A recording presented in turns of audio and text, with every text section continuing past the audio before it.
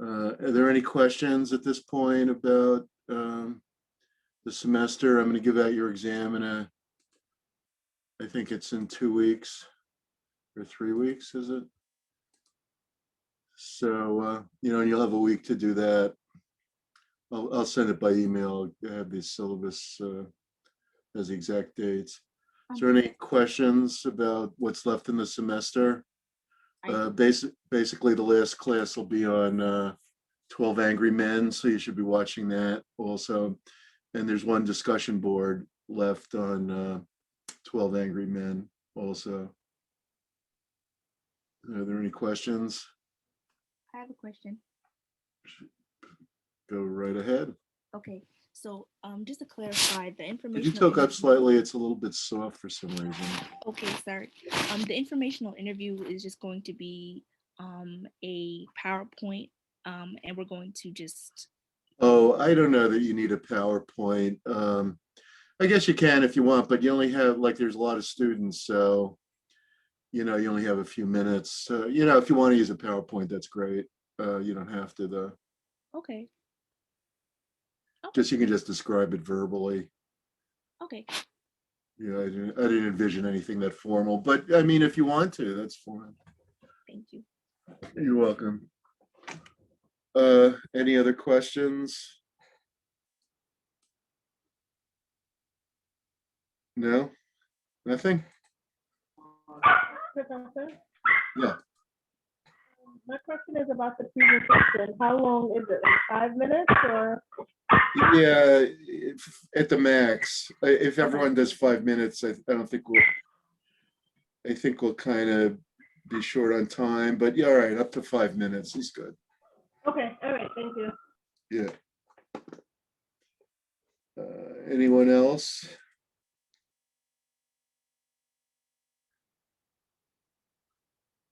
Nothing? All right, I'll get started with the attendance. A lot of people are here already, which is great. All right, Veronica Axionova, Nellie, Balin, Phoenix. Here. Thank you, Phoenix. Kwaku, Brew, Emmanuel, Canetti. Here. Thank you, Emmanuel. Hao Dong. Here. Thank you. Mark. Davis. Yeah, I'm here. Here. Yeah, okay. Wait, had I changed it to May 9th? I don't recall doing that. But there was in the other class I did. I looked for why did you think Alex said May 9th? What made you ask that? No, I don't know. I thought it was just the May 9th, the second week, but it's all right. Does anyone would you rather do it May 9th? I mean, I could do the stuff on 12 Angry Men next time, and May 9th the informational interview the following time if you need more time. The people need more time, or you're okay with next week? If we could get more time, I would take it, but if not, that's fine. If I give you the extra week, are you gonna really do stuff, or is it just putting it off? Now we're gonna do it. All right, so you want to do 12 Angry Men next time? Has everyone watched it at this point? If not, So are you switching the 12 Angry Men to May 2nd? Or are yeah. Unless people don't want to do it. I mean, it's up to you guys. Speak now. If you'd rather do the thing next week, that's fine too.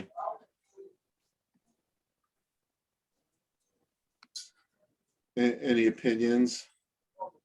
Nothing?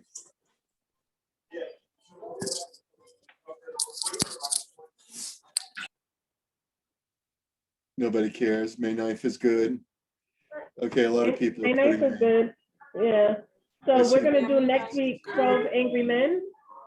Yeah, so for next time, all right, so we'll just switch it. For next time, watch 12 Angry Men on the I'll send her, I think I already sent around like some questions, but I have a list of questions. I think I had sent it already about like the Meyer thing. Yeah, I'm pretty sure I emailed everybody. So for next time, follow, watch 12 Angry Men.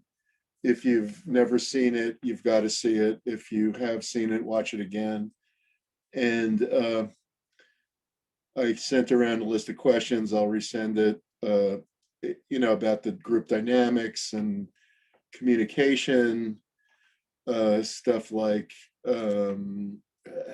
given Norman Meyer's model of assets and liabilities of group problem solving.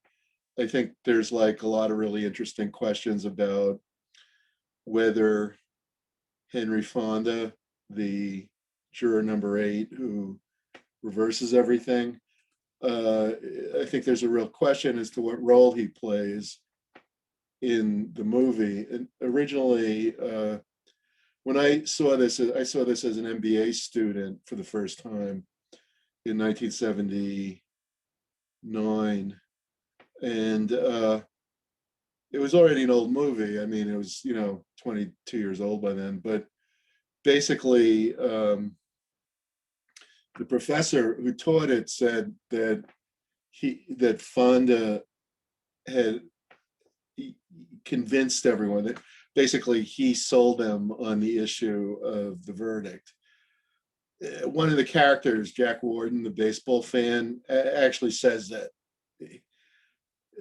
that jury is Fonda is a salesman, the soft sell. If you remember that scene, if you've seen it in the bathroom, he says, you've got the soft sell. But it's not that clear that that's really what he does. In fact, I'd say most people probably disagree with that. That when you see the story, that basically what he did was he improved the process by getting everyone to come up with ideas. I don't think he was squelching anyone's ideas per se. It was the other side that tended to be more suppressive of ideas. And it was Fonda who was encouraging ideas. But you might disagree with that. You might say, well, he was like kind of subtly manipulating the group to go his way, which is not, I don't think, a far-fetched idea. It's kind of, to me, it's kind of a toss-up. But I think at the same time, the movie very nicely illustrates almost all the assets and all the liabilities of group problem solving, especially things like peer pressure, conformity pressure, dominant individuals, competition between factions, but also more information, more problem solving approaches, checks on foolish mistakes. So I think you've basically got a lot of material there about teamwork. But it also, I mean, it really, you can pretty much find in there all the principles of communication being violated at one point or another. You could go through the list of the communication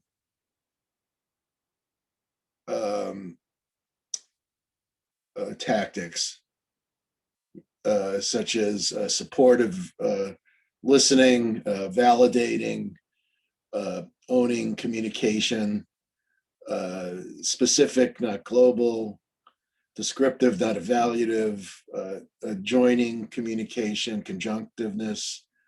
All of them are illustrated in the movie. Also, I think a lot of the principles, if not all, of power and influence are illustrated in the movie. So you basically got, you've got reason, reciprocity, retribution. You've got personal attraction. Not the position power, of course, that's a little different, although some of those are too. You've got personal attraction, effort, expertise. You've really got all the and legitimacy, most of all. I think the issue of legitimacy is one of the central themes of the movie. That, in other words, Henry Fonda was, not only probably the leading or one of the two or three leading film actors of that period. Humphrey Bogart died around then. I think he died around 57, just when the movie was being made. Bogart's often, he died in January of 57. The movie was made later that year. And, if you look at a list of the best film actors of all time,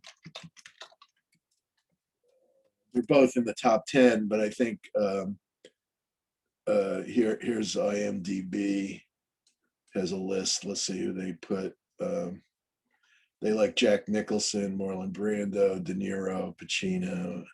Well, they like living ones. These are all living ones. That's not a good list. It's sort of I would look for the AFI. Yeah, that's a meaningful list. So they put Bogart number 1 and Fonda number 6. I think that's probably a more historic. People in IMDb are like people who don't know the old movies. There are a few actors today who equal, like, I don't know about Bogart. Bogart was like a magnetic presence, but a lot of the acting in those days was far superior to what goes on now.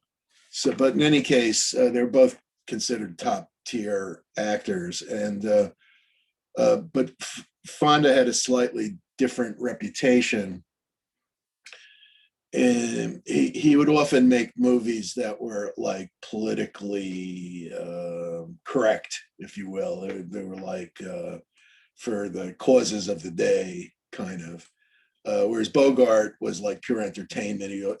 He actually started out playing criminals, and although he too, I mean, it really Casablanca, it's just one of the great movies of all time. It is very much a political statement, but not as direct as Fonda, who like he made a really great TV kind of documentary about Clarence Darrow.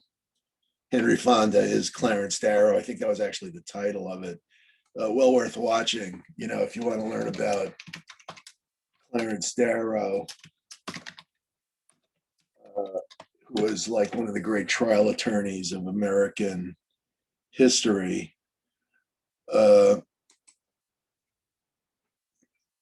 That's a great film to watch. I think you can still get it on Netflix.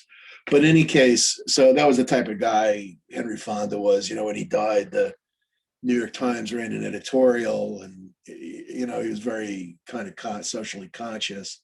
And so basically, this was the only movie he produced, 12 Angry Men. So it's special. It's often included among the 100 best movies of all time. When when critics do the list, today's moviegoers don't necessarily watch old movies, so they're not going to include old ones like that. All right, so let me get back to attendance. So for next time, we'll do 12 Angry Men. Watch it carefully, look for all the group dynamics. That's the main thing. It's not, I'm not signing it as a literary work, although that aspect of it is certainly worth exploring. But basically, you want to look for the team building issues that Meyer raises in the article. That's what's really critical. All right, so Kaylin, Is Kaylin here? Kaylin Delval. Farzine, Hey, did you get me, Mark Davis?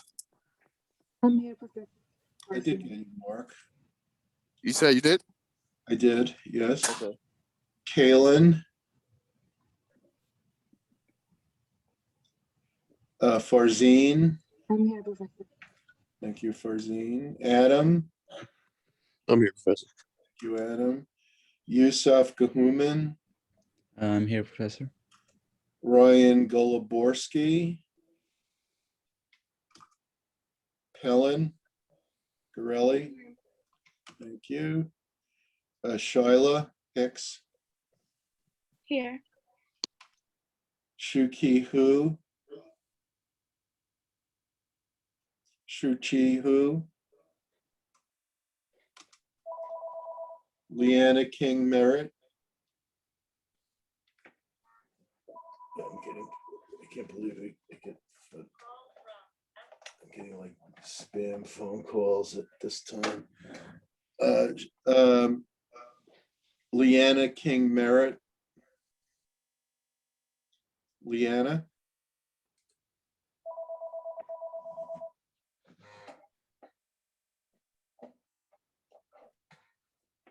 Leanna.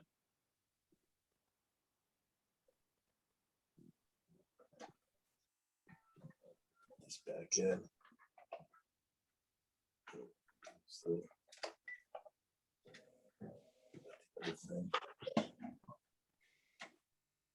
all right.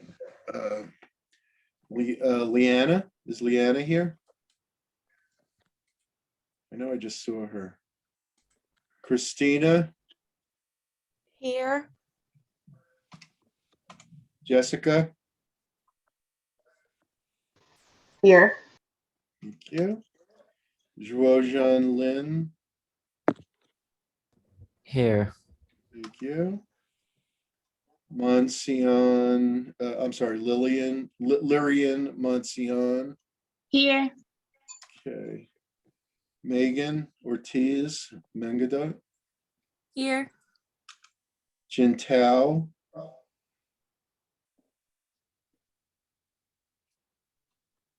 Here. Emmanuel Pierre, I'm here, Professor. thank you. Anthony, Here. Talim, Here. Mohammed, Here. Alexis, Rojas, I'm here. Kasim Thomas,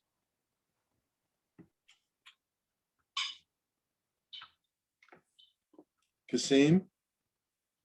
All right, Melina Sumler. Here. All right, so Melina is the first one. Anthony Truong. Anthony Truong. Truong. Anna Vargas.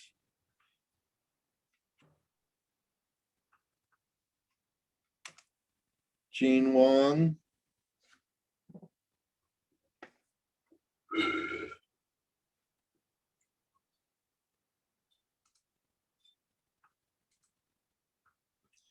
Jean Wong. Alexis Zhang. Here. And Lada Ziskin. Here. All right, I'm going to call off the names of the people that did not answer. If I call your name, please let me know if you're here. Veronica Axionova, I'm here. Nelly, Kweku,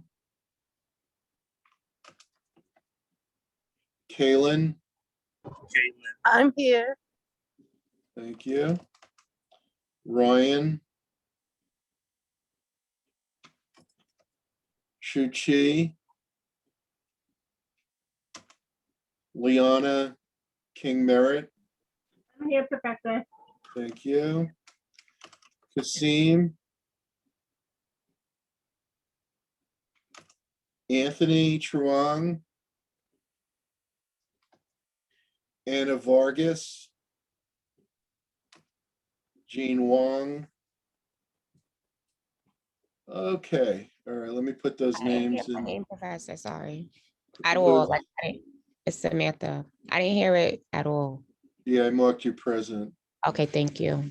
I don't know why if you didn't hear it, but I thought someone said here, so.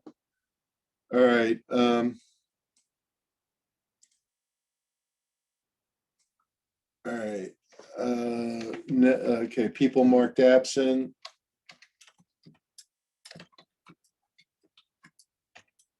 Nelly. Kweku.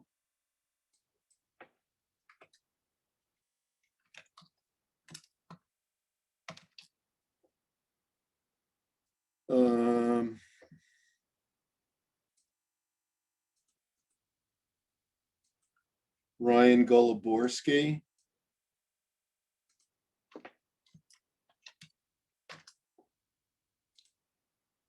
Shuchi Hu.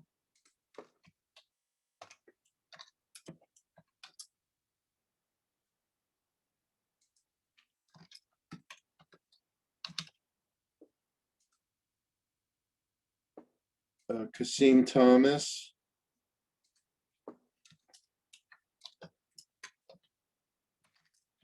Anthony Truong.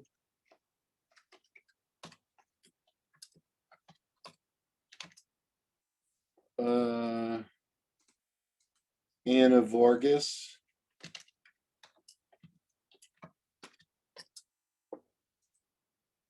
Jean Wong.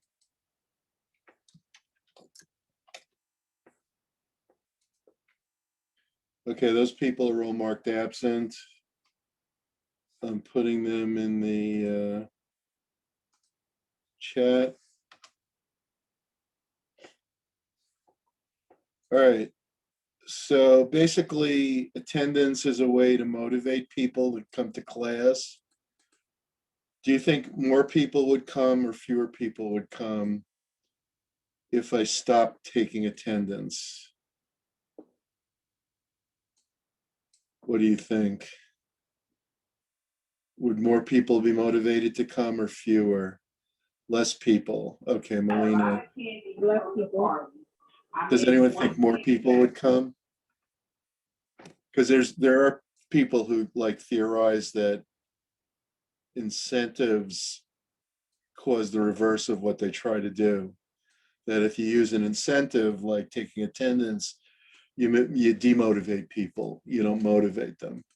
I don't agree with that. I think that's ridiculous. But there are people who do argue that. And you know, there's a guy named Alfie Kohn who wrote this book, Punished by Rewards, and the claim is that these people they have like a whole field where they study monkeys, and so like they give the monkey a task, and they give some of the monkeys the task just for fun, and they give other of the monkeys the task, and if they do it right, they give them a banana or whatever at the end. And it turns out that if you get the monkeys to do stuff for fun, they'll do it more efficiently and be better at it. Whereas if you get them to do it as, you know, as an effective job where you reward them, they don't do it as well. And from there, they make the leap that human incentives don't work. Because if you get people to do something because they like it, then they'll do a better job.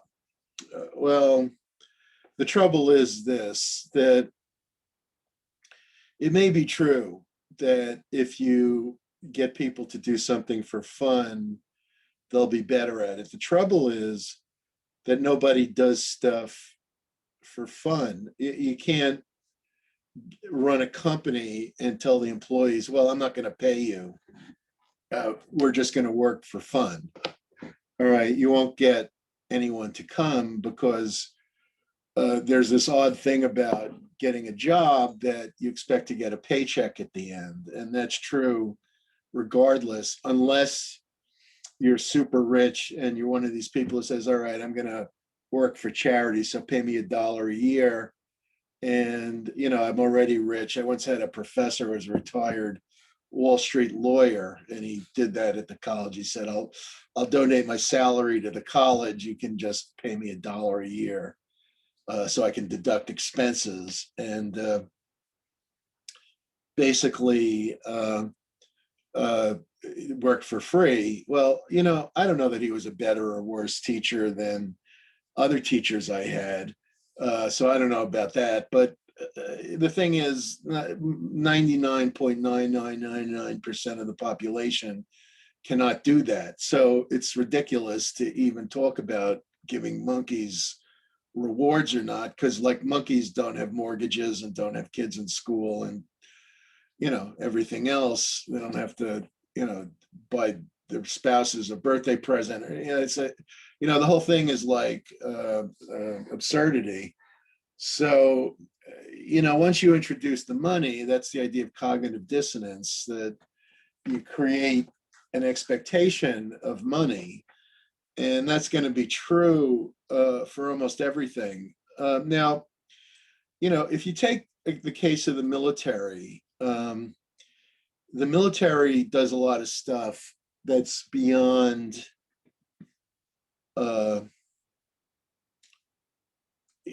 beyond what other fields will do. I just saw a really good movie with the great John Garfield, The Pride of the Marines, which was made in 1945 about a guy who is a war hero and then gets blinded while he's basically single-handedly winning the Battle of Guadalcanal. And he comes home and he has to adjust to being blind. And it's like a really difficult subject, both to watch and I think also to act. And Garfield is an amazing actor.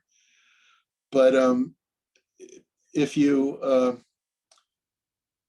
wonder about that, I mean, how much money would it take to get you to take, not even to say that you would have that happen to you, but that you would take the risk of that happening to you? How much money would be required?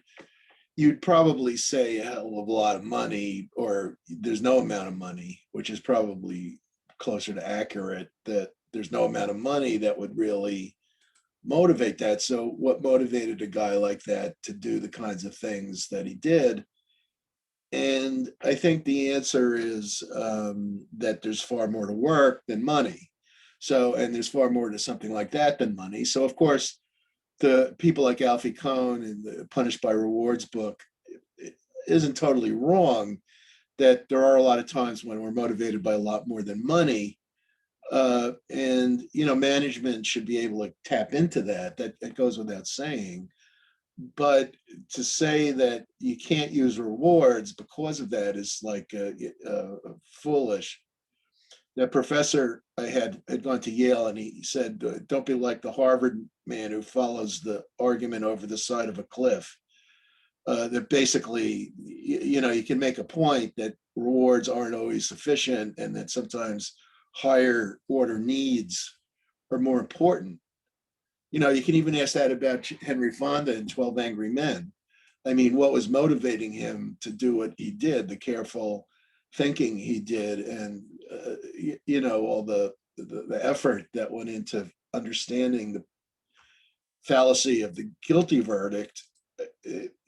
What would motivate that? It's not money, obviously. They weren't really getting paid. I guess you do get paid slightly for jury duty, but it's like a tiny amount. But it's not money. It's like a higher order need. So you need to think more broadly than just money when you're talking about motivation. But it's also true that incentives are part of why people go to work. And so once that cognitive dissonance is in there, you can't take it back. So you've got to kind of motivate people with a combination of things. If you can get past the money, then of course the higher order needs play a role. Attribution bias is the tendency to blame things that go wrong on a human cause. And we often will blame failure on human beings when the failure is due to neither motivation nor ability, but systems. And so very often it's not even an issue of incentives or of people not being able to do a good job or not being willing to do a good job, but simply that management has not put in place the kind of incentives that are needed to elicit good outcomes. So, first of all, you have to ask, before you spend time motivating people, what's really the cause of any performance shortfall? And Deming would argue, the founder of Total Quality Management, Deming would argue that it's almost never a matter of individualized motivation, that basically people will naturally try to do a good job, and it's up to management to create systems that don't have special causes of variation. Recall that Deming's definition of management is the reduction in variation, that you should reduce variance of output over time so that outputs become more and more consistent. Consistency of output means that customers always know what to expect. And so the people that do business with you will never be disappointed. And if you can create that kind of constancy, by reducing variance in the variables that cause the variance in the outputs, then you'll always get loyal customers because they know what to expect. So basically, that's, according to Deming, first and foremost a matter of identifying disruptors in the production process, some of which may be lack of employee training, for example, but also have to do with inattention to measurement and to stabilization of inputs of various kinds, that the materials are properly consistent and so on. So there's multiple factors that can create variability according to Total Quality Management. So one of them may be human error, human motivation, or human lack of ability, but it's far from the only one. And so, it gets you back to asking whether any kind of performance shortfall or lack of output, lack of outcome is due to human issues, or is it due to systems issues that are far broader? If it is due to human issues, then the question becomes, do you blame any kind of performance shortfall on ability or on motivation? Very often, the employees just aren't able to do a good job. So you have to ask questions like, how difficult is the task? How capable is the individual? How much improvement is needed to get them to move up? So basically, ability depends on aptitude and training. Motivation depends on commitment and desire, and aptitude depends on characteristics of mind and personality. If somebody lacks ability, then you need to think about, will giving them more resources address the problem? Will refitting the work to fit the worker solve the problem. So let's say they're good at selling but bad at managing. Give them more sales responsibilities and move the managerial responsibilities to somebody else. Can you retrain them to do a better job? Or do you need to reassign them to a different job or fire them, release them? So tools for overcoming lack of ability are 5 R's: resupply, refit the job, change the job to fit the worker, retrain them, reassign them to a different job or demote them, and release. I've talked about in the past about scientific management and the human relations school.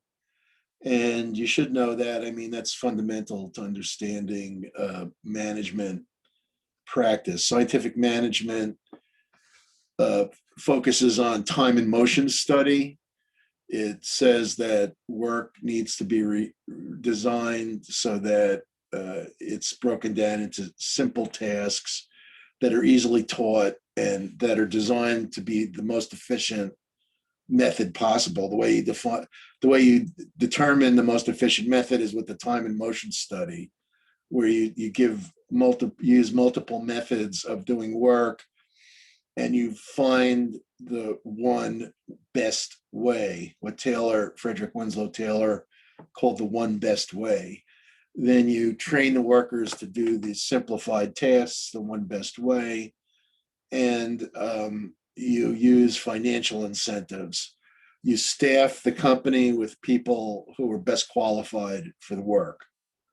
So scientific management was a revolutionary set of ideas, not just because of the use of incentives, which had been around, or a lot of the other elements had already been discussed in 19th century railroad journals, and the railroads were already experimenting with rationalizing work, but he put it all together. He created this overview, and although the overview has generally not been adopted by most management, elements of it are everywhere, including higher education, which early in the 1940s, or early in terms of like the size of higher education, it really mushroomed after the war, after World War II.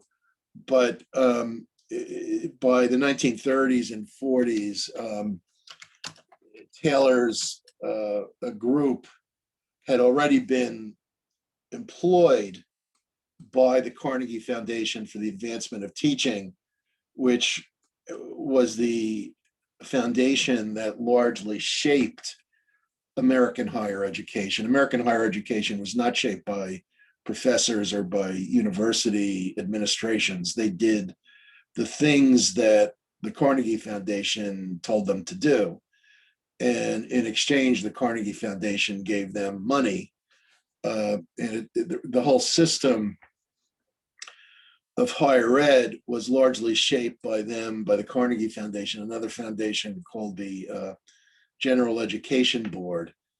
And the guy, well, one of the chief leaders of the General Education Board was Abraham Flexner, who created, he's the one who established the modern medical school. Before Flexner, the approach to medicine that's prevalent today was one of several competing alternatives. Flexner wrote something called Bulletin Number 4 for the Carnegie Foundation, and he basically ridiculed the alternative approaches and established what's called allopathic medicine as the standard, creating, and the establishment of the modern medical school was largely a part of the assertion of modern medicine as being the only alternative. So basically, this approach had been adopted in Germany in the the late 19th century, and then adopted at Johns Hopkins, which was the first modern university in America, and copied at Harvard very quickly. And those two schools kind of set the standard for all others. And basically, Flexner he wrote the report for the Carnegie Foundation, but then he went to work for the other one, the General Education Board, and they basically applied this kind of scientific model to universities in general, like the idea that there's a hierarchy of universities, and you have like credit hours and structured degrees and formal requirements. All of this came out of the Carnegie Foundation, the General Education Board, and the head of the Carnegie Foundation was a professor named Henry Pritchett, who had been employed at MIT for a long time. And he, in turn, hired associate of Frederick Winslow Taylor to do an analysis at Columbia University. And that's where you got stuff like the credit hour and having a separate administration and so on. So basically the way that you're educated is based on scientific management.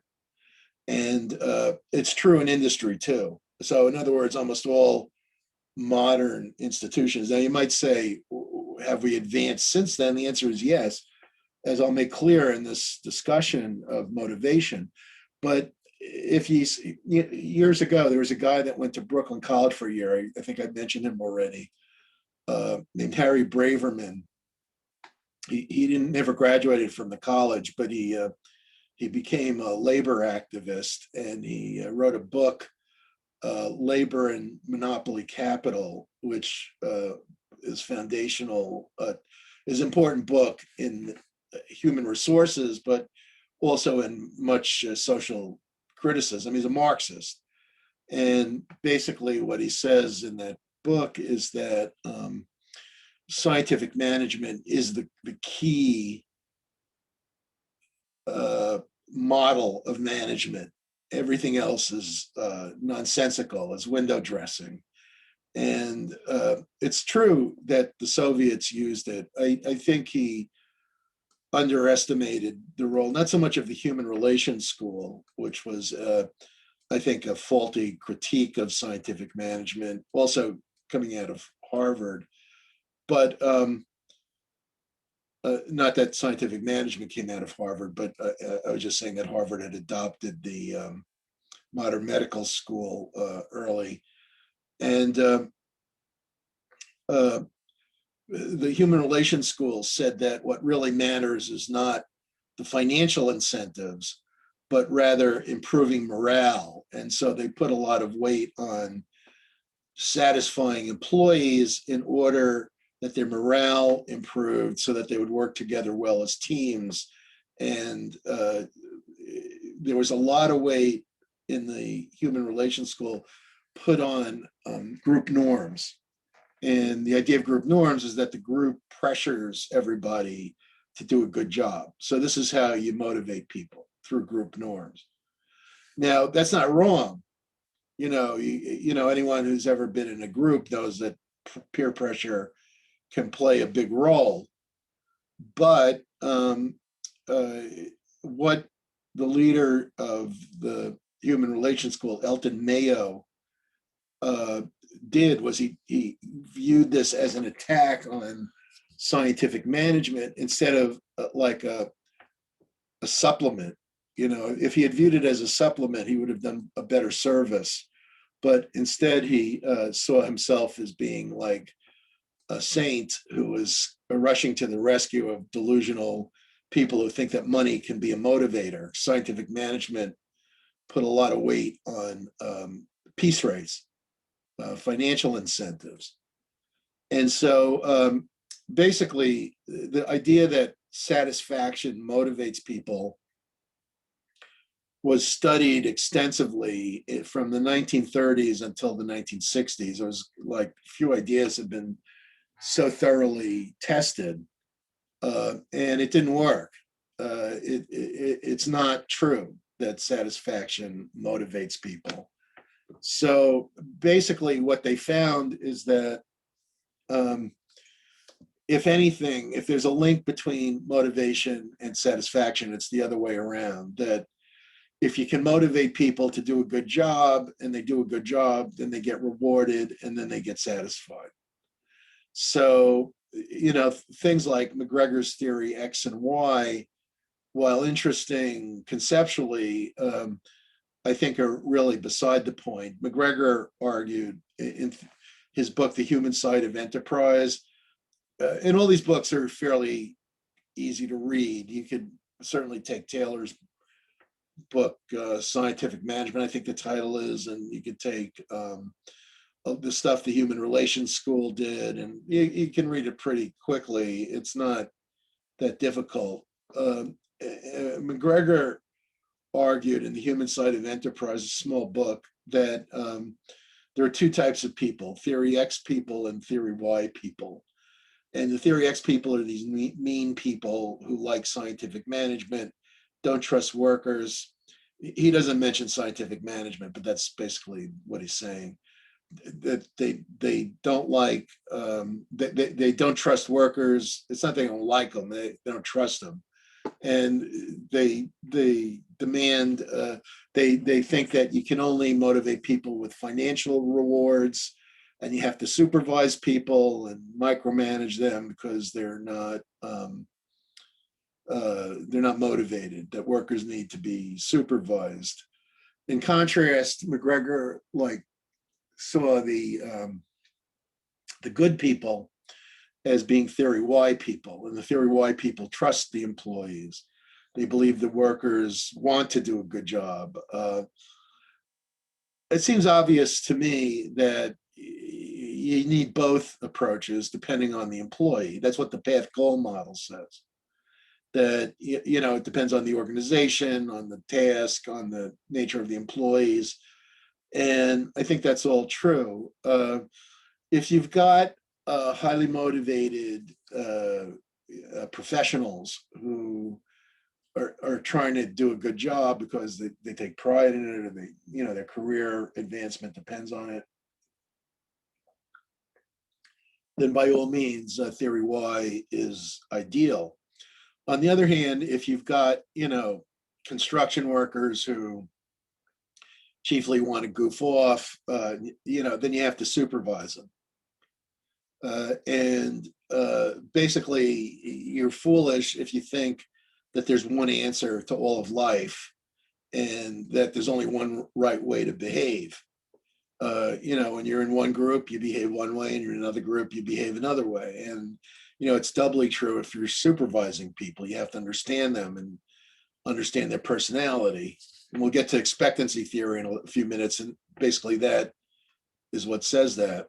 But you could say that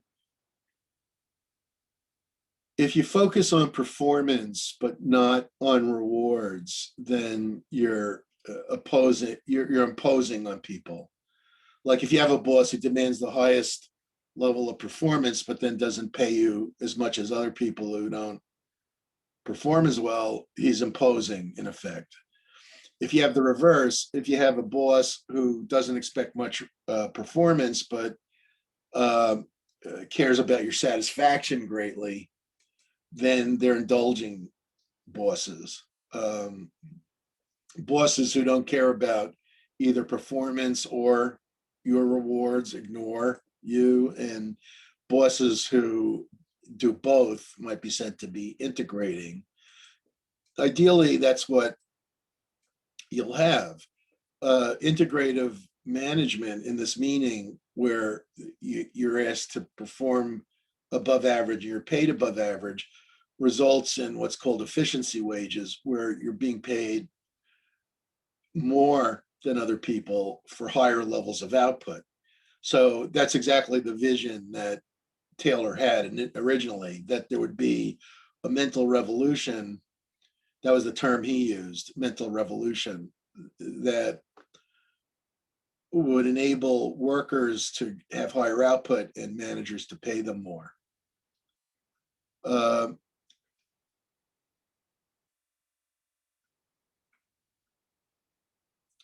Wetton and Cameron utilize a kind of integrative management approach where they're basically using a scientific management rewards-based model. They talk about goal setting. Goals are one of the best techniques for motivation. So if you want to motivate people, sit down with them, find out what they think are realistic goals, then stretch those goals and make them difficult so that they only have a 50% chance of achieving the goal. And then they'll really struggle. There's a story in Mike Bloomberg's autobiography. When he first was establishing his company, he had been fired from Solomon Brothers, and he told the computer guys that they had to come up with this system that he had outlined in 6 months, but they thought it would take 2 years. And they didn't think it was possible to do. And he said, you're going to do it. And some of them dropped out, others stayed. The ones who stayed were handsomely rewarded. One of them was this guy, Tom Secunda, who's now a member of the Forbes 400. And so he basically said to them, if you create this great system that I've outlined, you will be handsomely rewarded. And that's what happened. Okay, so basically he established probably more difficult goals than experts say is optimal, but they were able to do it. He had good people and they were able to do it. And so that was highly successful. Fred Fiedler was the first to point out that motivation often depends on the circumstances. His contingency theory of leadership says that leaders' characteristics will depend on whether the circumstances are favorable or unfavorable. He defined favorable circumstances as if the leader has a lot of power, if the task is difficult, and if leader-member relations are positive. The reverse is true if if the situation is unfavorable. What he said is that in circumstances of great difficulty or great ease, when things are easy or things are difficult, then you need a task-oriented leader, a leader who doesn't focus on relationships. Relations-oriented or socio-emotionally oriented leaders have to focus on the task, but they also add to it an emphasis on building relationships. And in the moderate degrees of difficulty, when situations are moderately difficult, when leader-member relations, task difficulty, and the leader's power are in moderate ranges, then relations-oriented leadership works the best. Fiedler did not think you could change. So in 12 O'Clock High, the General Savage came in as a task-oriented leader, focusing not on the relations, but on getting the task done, on training. And he said anyone who wants to leave can quit. They all wanted to quit. So this was a very difficult situation, and task-oriented leadership was indeed appropriate. But Savage himself, as the story goes, was not a task-oriented leader. He actually cared about his guys. And the way Fiedler said you can tell whether you're task-oriented or not is what he called the least preferred coworker scale. And he claimed that if you look at the people in your group who you like the least, if you like them the least, if you hate them, if you dislike the people you like the least, then you are a task-oriented leader. If you like the people you like the least, then you are a relations-oriented leader. And he he thought the right person should be put into the right job.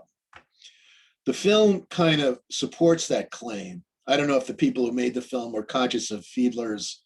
I don't think Fiedler even wrote when the film was made in the late 1940s, but Fiedler was more of a 60s guy. But basically, what that film says is basically what Fiedler says. It almost fits his model to a T.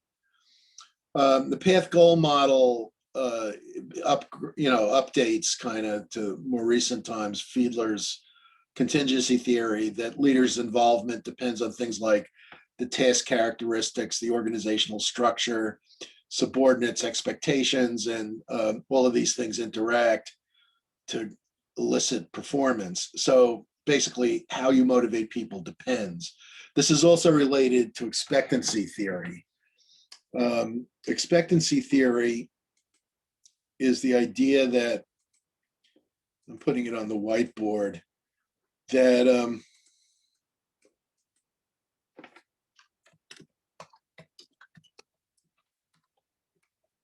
expectancy theory, that motivation depends on valence, expectancy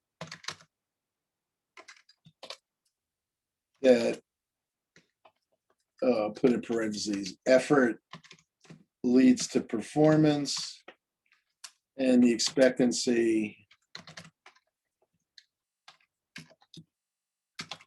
that performance leads to an outcome. All right, so basically, expectancy theory says that motivation equals the valence times the expectancy that effort leads to performance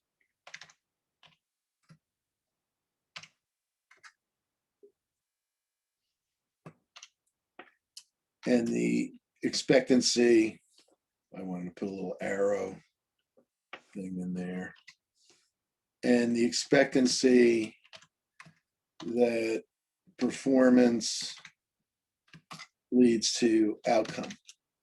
All right, so you have the interaction of those three things. Now, valence just means how much you value rewards. Valence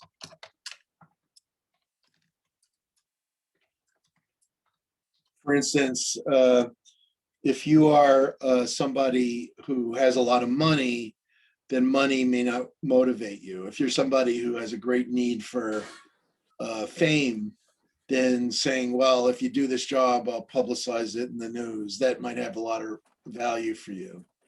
So basically, different people value different rewards different ways, and that in turn has to be determined by the management.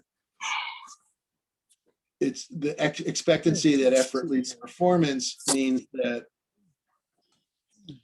you have to understand whether somebody has the self-efficacy or the belief that they're competent to do the job. So if you don't believe you can do something, then you're not going to be motivated to try. And the effort that performance leads to the outcome refers to that you have to trust the person offering you the reward that they're actually going to give you the reward. That there's got to be trust between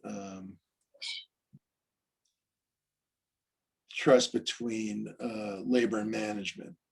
So if those three things are present, the valence or value for the reward, the expectancy that you're trained, that you're competent, that effort will lead to performance, and the expectancy that performance will lead to an outcome. If all of those things are there, then you can motivate somebody. So basically it's contingent. It's also a contingency theory.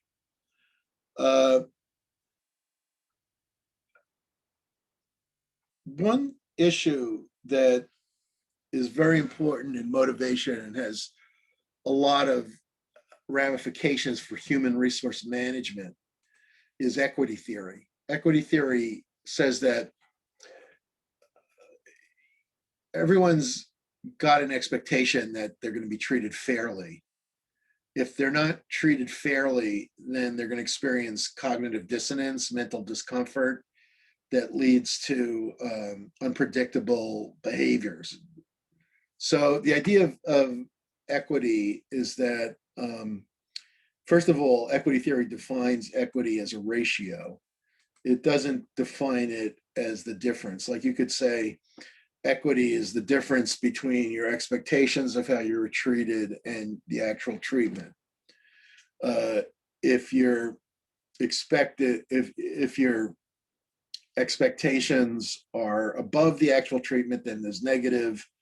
If your expectations are below the actual treatment, then it's positive. But that's not what expectancy theory says. It says it's a ratio, not a difference. So it says that everyone looks around them and they make social comparisons. And the idea is that you experience cognitive dissonance. Let's say you're person O. So if your outcome of person O, no, you're person P, I'm sorry, person P. The outcome for person P relative to the input of person P has to equal the outcome of person O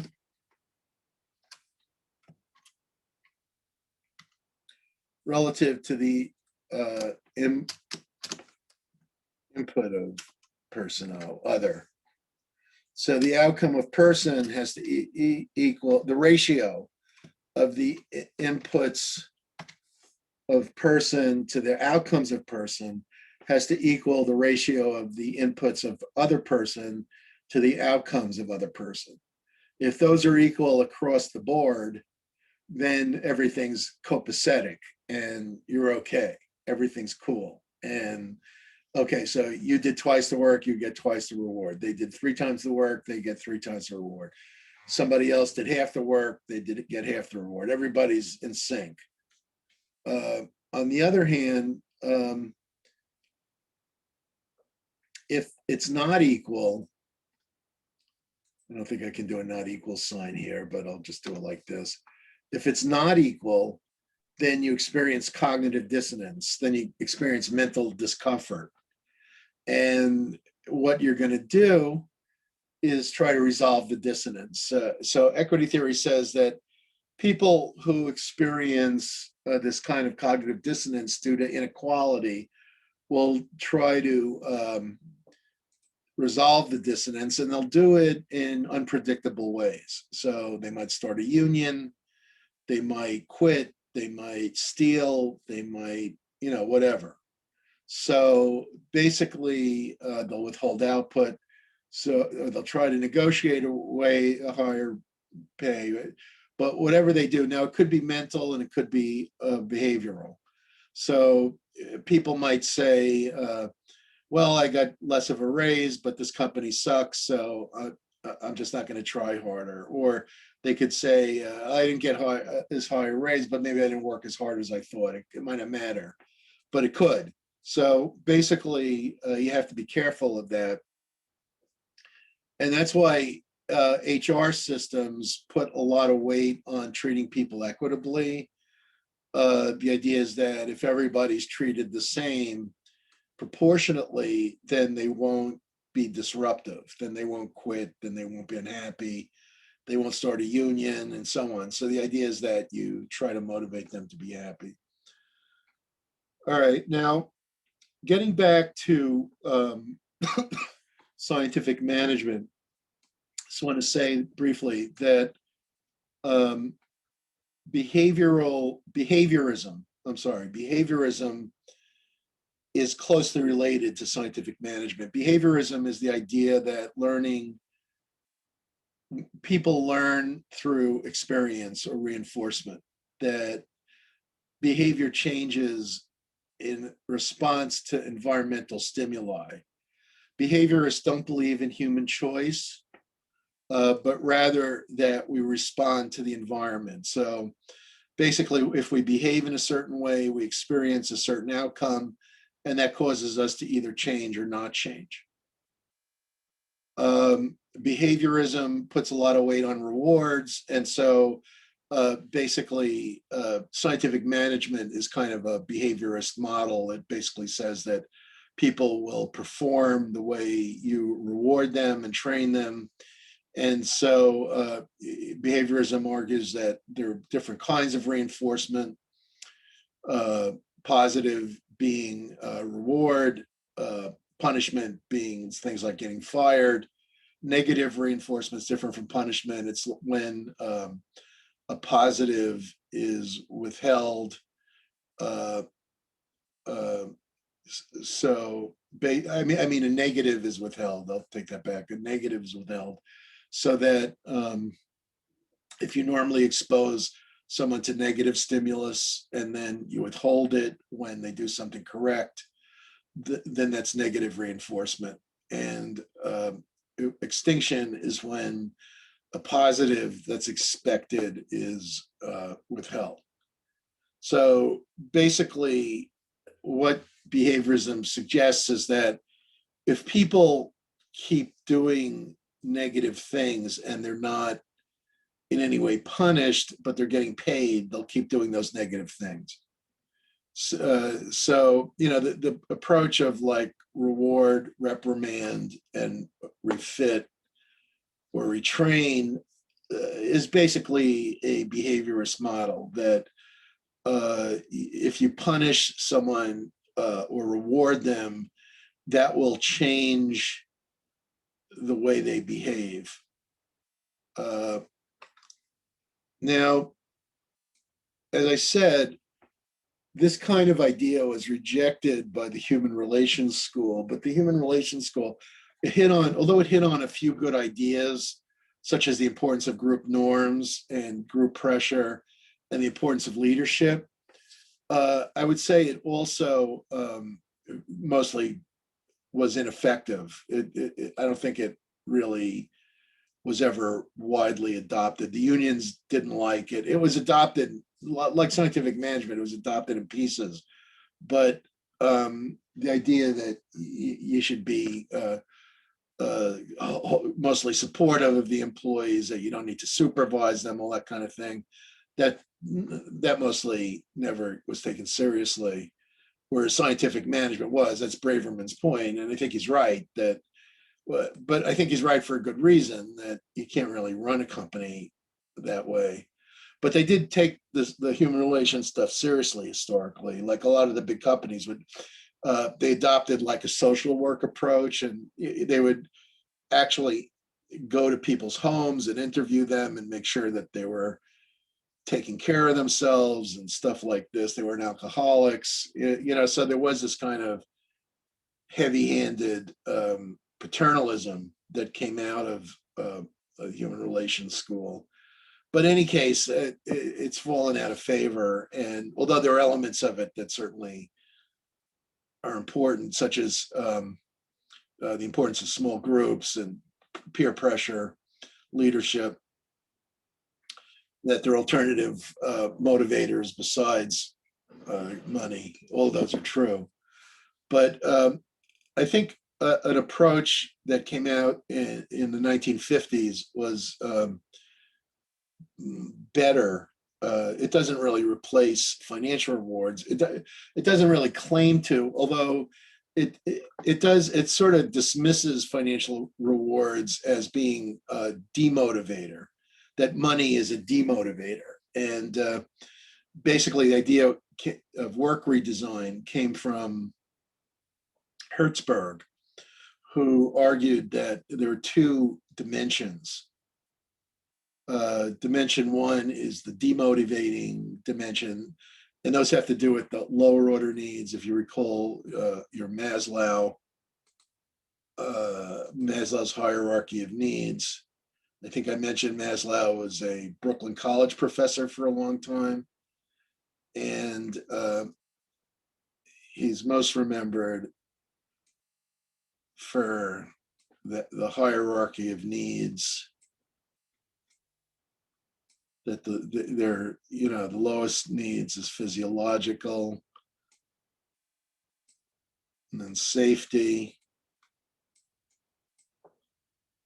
and then social. Then these are the lower order needs. And then the higher order needs are self-esteem,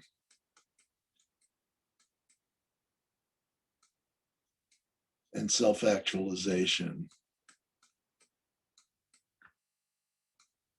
And Maslow argued that, whoops, I meant to say higher order needs. And Maslow, Hertzberg argued that the three lower order needs, those are demotivators. If they're not present, then they demotivate you.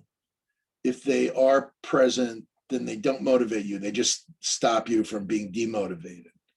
Whereas the higher order needs actually motivate you. So basically what Hertzberg claimed is that there are two types of things: demotivators based on the lower order needs, money, prestige, job security, good employee relations at work. None of these things really motivate you, according to Hertzberg. The higher order needs, according to Hertzberg, are what motivate you. So basically doing a good job, being confident, competent, learning, achieving higher order needs. Oldorfer talked about the three needs that are almost the same, that overlap with Hertzberg, with Maslow's needs: existence, relatedness, and growth. And existence are the two lowest order needs: physiological and safety. Relatedness is the social, the highest of the lower order needs, and growth are the two higher order needs: self-esteem and self-actualization. And so basically, Hertzberg argued that people are chiefly motivated by growth needs, and they're demotivated by existence and relatedness needs. But if you have it all there, you're still not motivated. Now, so just to complete the discussion, the way that Hertzberg said you motivate people is by downloading the higher level responsibilities onto the lower level jobs. So you cut out middle management, you download executive functions to the rank and file, you give them challenging work that involves planning, design, conceptualizing, and so you motivate them to do a good job. This was actually done. I mean, a lot of what he's talking about was done, not so much because it was his theory, but because companies just wanted to cut out fat from the company. And so they cut out, in the 1980s and 1990s, they cut out layers of middle management, giving far more reports to upper management. Whereas in the past, it was considered like 8 or 9 reports to a manager were appropriate. That's when I worked in a bank, my first management job, I had 8 people reporting to me. Later, maybe within the following 20 years, it became more common for managers to have 20 or 30 people or even more. I've had students who said they had 100 reporting to the same manager. So basically, organizations were downsized, and they did it by downloading supervisory. Hertzberg called it vertical job loading. So they did what he said, basically, although probably, in my estimation, not for the reasons that he gave, but because they simply wanted to save money. But basically, that model was then extended by the Hackman and Oldham job characteristics model, which I've talked about a few times. That, in other words, there are 5 core job dimensions skill variety, task identity, autonomy, feedback, and task significance. So it's task significance, skill variety, task identity, autonomy, and feedback.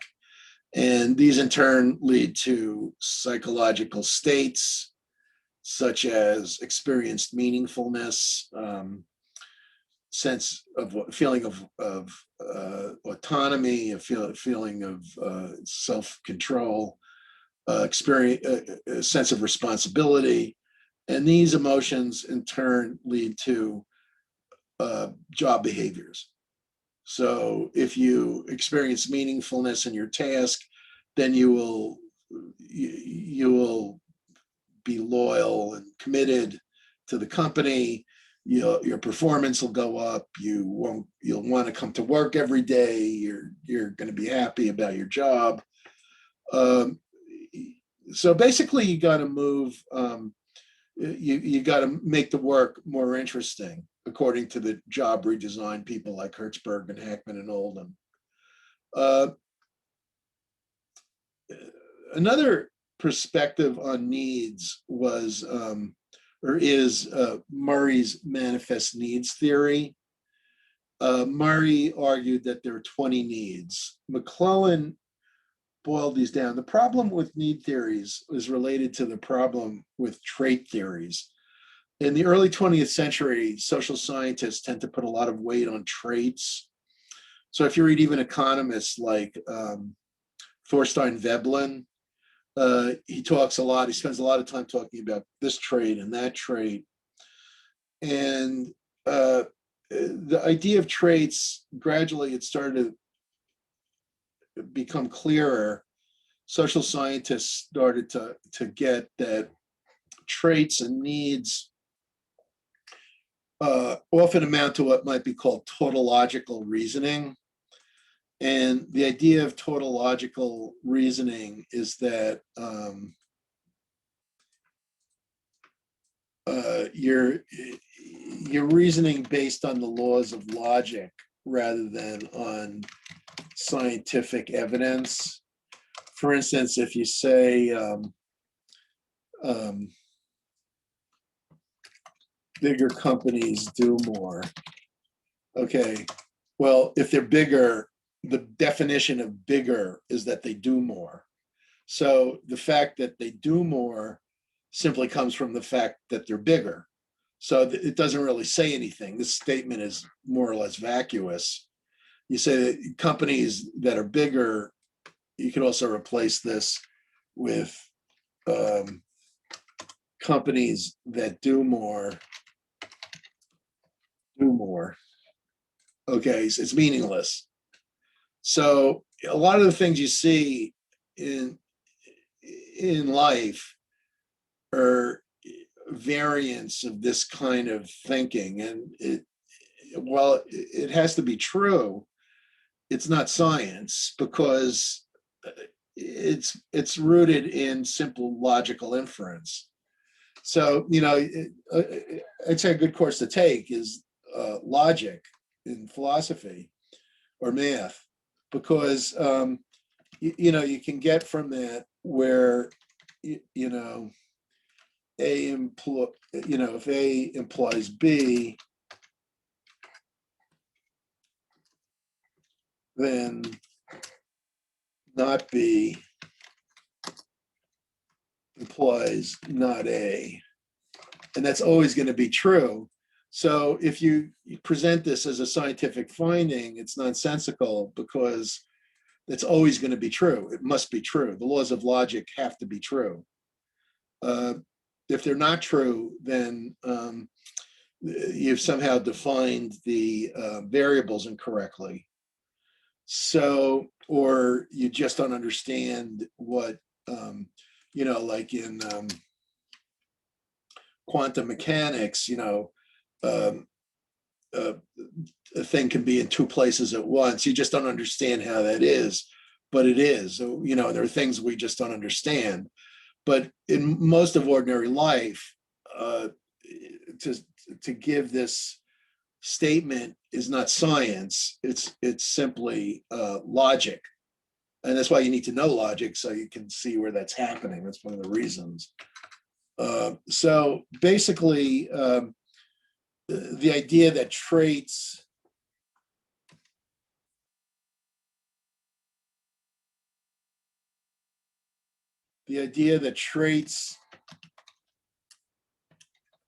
lead to behaviors,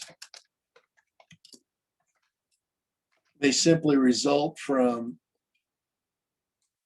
the fact that the traits are defined as the behaviors.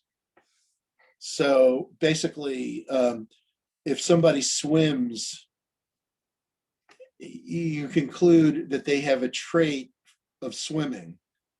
They have a trait that facilitates swimming. They have the swimming trait.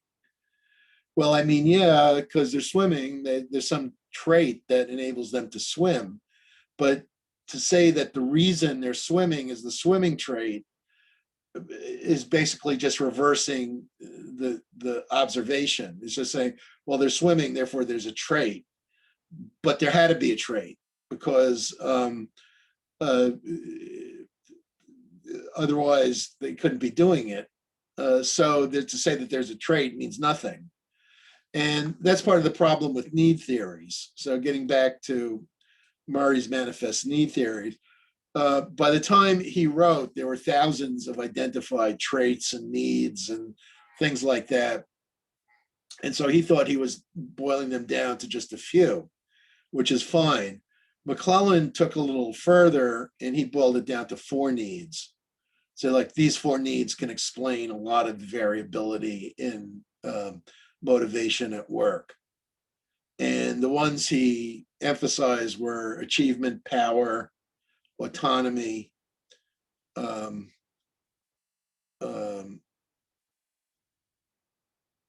social needs. So basically, what he said in his book is that The Achieving Society, it's a wonderful book, it's long, and it's unlike some of the other ones I mentioned, isn't that easy to read, but it's worth it. What he says in The Achieving Society is that there's a fundamental achievement orientation that some societies cultivate and other societies don't cultivate. And the societies that cultivate achievement tend to be more successful.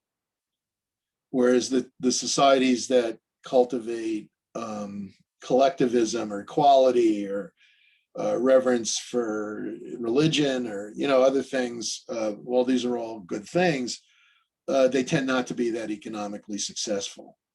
So basically, if you look at the societies that have had the most achievement, he talks about in the Western world, the two chief examples were 5th century Athens and 18th and 19th century Great Britain. And both of these, what he does is he looks at the cultural artifacts in those periods, and he shows that there was a lot of weight put on individual achievement in those societies. And then another thing he does a huge number of different tests of this theory, which makes the book really interesting. He goes around the world and he looks at children's readers in that period. And because of the United Nations and stuff, since then, a lot of the education systems have become homogenized, not the United Nations, whatever it is. The world has become more homogenized, so the effects may not be as strong. But the readers, the school book readers in the poorer countries tended to have more fatalistic kinds of language, whereas the school book readers in the more successful free market economies tended to have more individualistic, achievement-oriented language. What McClellan also said, not in that book, but later, is that if you want to rise in a company, you need to have need for power rather than need for achievement. Need for achievement is characteristic of entrepreneurs. I don't think he really liked entrepreneurs. He kind of mentions them as being somewhat crooked, and he doesn't think much of them. But the fact is, regardless of his philosophical attitudes towards business, the simple truth is that in societies where there's free markets and business can go about its own business in terms of entrepreneurship, innovation, creativity, new ideas, that these are the countries that become rich. Where you start to have more regulation, where you have socialism, these are not the countries that become rich. These are the countries that remain poor. It's what he found. He had the integrity to report it. I don't think he really believed I don't think he believed in free enterprise exactly. In fact, there are comments in that book that are demonstrably wrong. For instance, he claimed that the Soviet Union, the socialist Russia, would overtake the capitalist countries in terms of industry. He does claim that at one point. It's completely wrong. It never came close. At its apex, the socialism produced a standard of living about 1/3, 2/3 lower. So cut your standard of living out, whatever you take away your cell phone, your car, your diet, reduce it. Instead of having your own bedroom, you might have, now in New York, you probably do have more than one in a room, but all these things were characteristic of socialism. Of course, New York's fairly socialistic, so it's not surprising standards of living have declined there as well. So basically, all of these things are motivators. So, I'm talking about needs, I'm talking about job design, I'm talking about financial incentives and group norms. All of these things serve as motivators. Just to finish this review, and it is a review because I believe I discussed this stuff before, but I'm going over it a second time, is that leadership and morality are often the most important motivators. Clearly, people don't make sacrifices in the military because of the money. They make sacrifices because of belief. Leadership can often foster strong belief. You see this in religion. The great sociologist Max von Weber talked about different sources of power, and he contrasted legal, traditional, and charismatic. He coined the term charisma. And basically, the traditional power is where you have like monarchy or tribes, and the tribes, like if you're the Franks, your chieftain, Clovis becomes the king, and the king has traditional power. He then hands that power down to his heirs, but it often didn't work that way. In the case of the Merovingians, Clovis's descendants were overturned by the Carolingians. And this in Britain, it was much worse. They were killing each other every other generation. They were murdering the king. The most famous one of the two princes killed by Richard III. Pretty much everyone agrees that that's what occurred. But it was a quite frequent thing that the kings were being killed by each other. And it's not especially surprising because, the tribes that ruled each other in Europe were conquerors themselves, and they had attained power through violence. So it's not surprising that within their own tribe, they would kill each other to get the power, which is basically what occurred. The last major conquest in England, of course, was the Normans, who were basically a group of, or I don't know what you'd call them, like a clan or a band of Scandinavians who had settled in France They spoke French. They had been there for a number of generations, but they were still ethnically Danish, and they were still in touch with the Danish royalty. And the Vikings had been invading England for many generations and had set up many kingships. And William the Conqueror had like some distant claim to the throne of England, and it wasn't really right, but he claimed it. And they then invaded and threw out most of the Anglo-Saxon, or all of the Anglo-Saxon aristocracy. The rank and file people didn't really care that much, because what's it to them whether they're ruled by a Anglo-Saxon king or a Norman king? But basically, the Normans ruled England for hundreds of years before they ever spoke English. And that gradually changed around the time of Henry V, which was many years. Henry, the name Henry, is itself a French name. It was not an Anglo-Saxon name. The Anglo-Saxon names were all names you never hear. They're all weird names like Engelbert and that Engelhart, and all that kind of thing. So basically, traditional authority is based on this kind of handing it down. I think it's a little too neat. It's like a sociological model. I don't know, because like traditional authority pretty much is based on violence.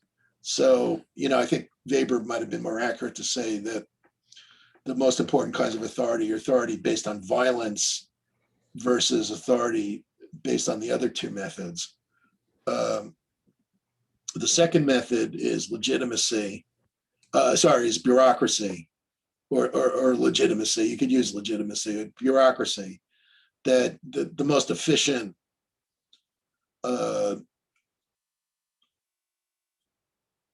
institutions are what leads. So I think what he was basically saying in the early 20th century was that the kinds of organizations that become most powerful in an economy based on efficiency would be bureaucratic ones. Bureaucratic organizations being based on clear lines of authority, merit-based hiring, pay associated with office. So basically, that organizations that are run rationally, rationality leads to efficiency, and that is associated with legal power. That there's legal systems that assign job titles to people, and they have the authority based on legal constructions, and the legal constructions are in turn justified by the efficiency that they create. And this is associated with capitalism. And probably in Weber's mind, it could also have been associated with socialism. What wasn't what was appropriate in his mind was probably the presence of industrialization and efficiency motivation to be efficient, to organize things in an efficient way. And he used like the government of Germany as a model. And the third kind of power, according to Weber, is the charismatic. And he uses the example of the founder of Christian Science in America. Weber was German. He wrote in German. And he was German. I mean, there was no very limited American contact. He wrote about the sect of Christian Science in America, founded by Mary Baker Eddy. And he uses her as an example of charismatic leadership. Leaders get people to do things because they believe in the leader. And, you see this throughout history. It's obvious that this is a powerful concept, that there have always been these kinds of charismatic leaders. We still remember them from thousands of years ago, Julius Caesar and Alexander the Great.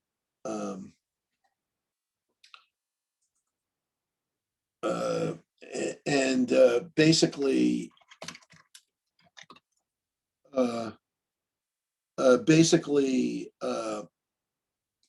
the idea is that some leaders can get people to do more. And so like models of leadership talk about transactional versus transformational leadership. That, in other words, some leaders are transactional in that they use bureaucracy and financial incentives to motivate people through awards, the kind of thing that Wetton and Cameron is talking about.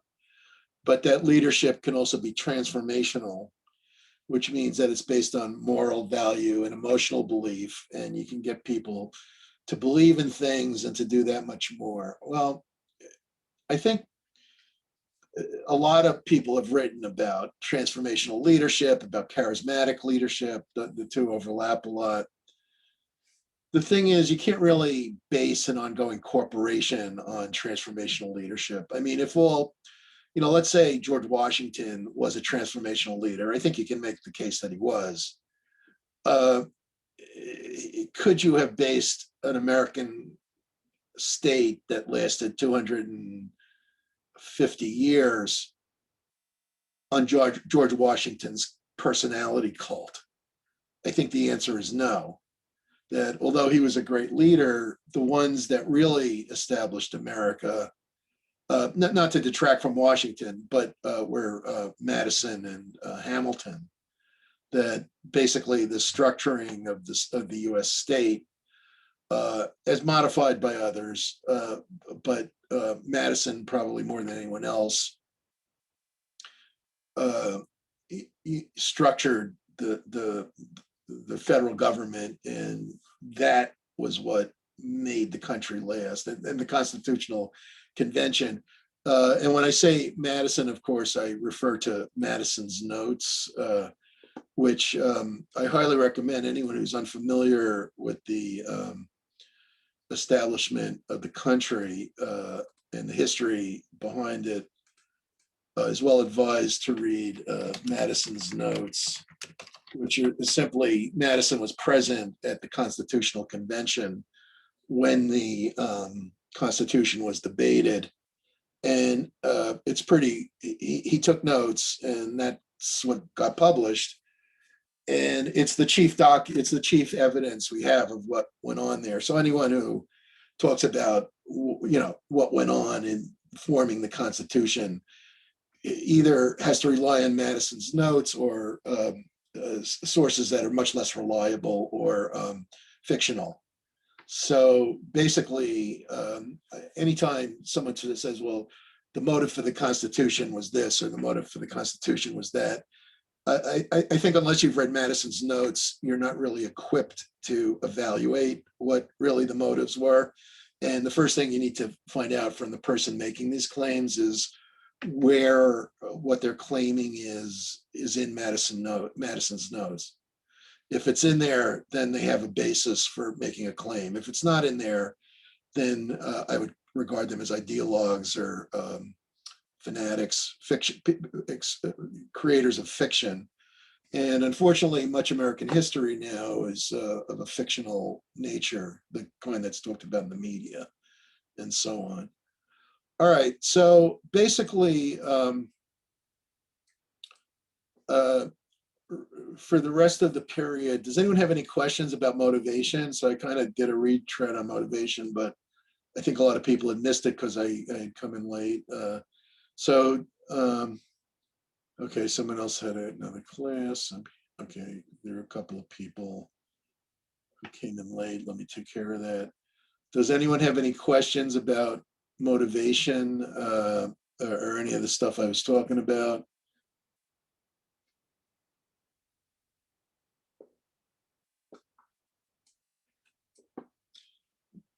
Okay. No, Professor, no questions. Okay. All right, I see Jean Wong is here.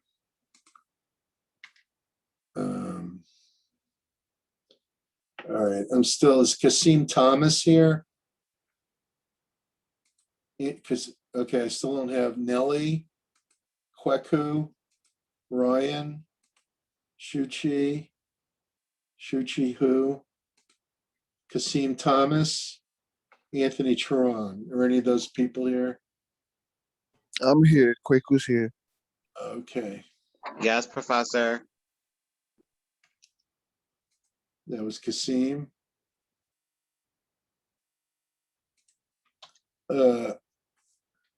Okay. All right.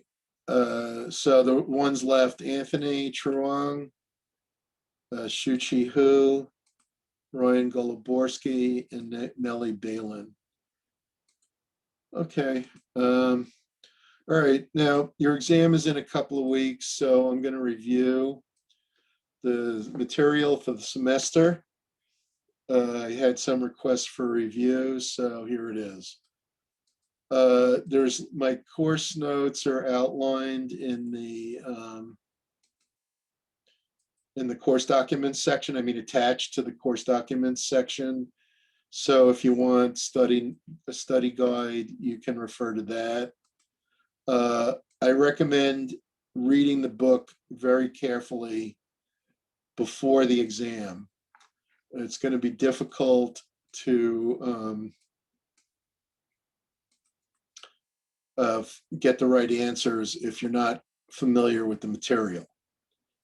Now, what I said is that people who get 90 or above in the exam get an A+ for the class.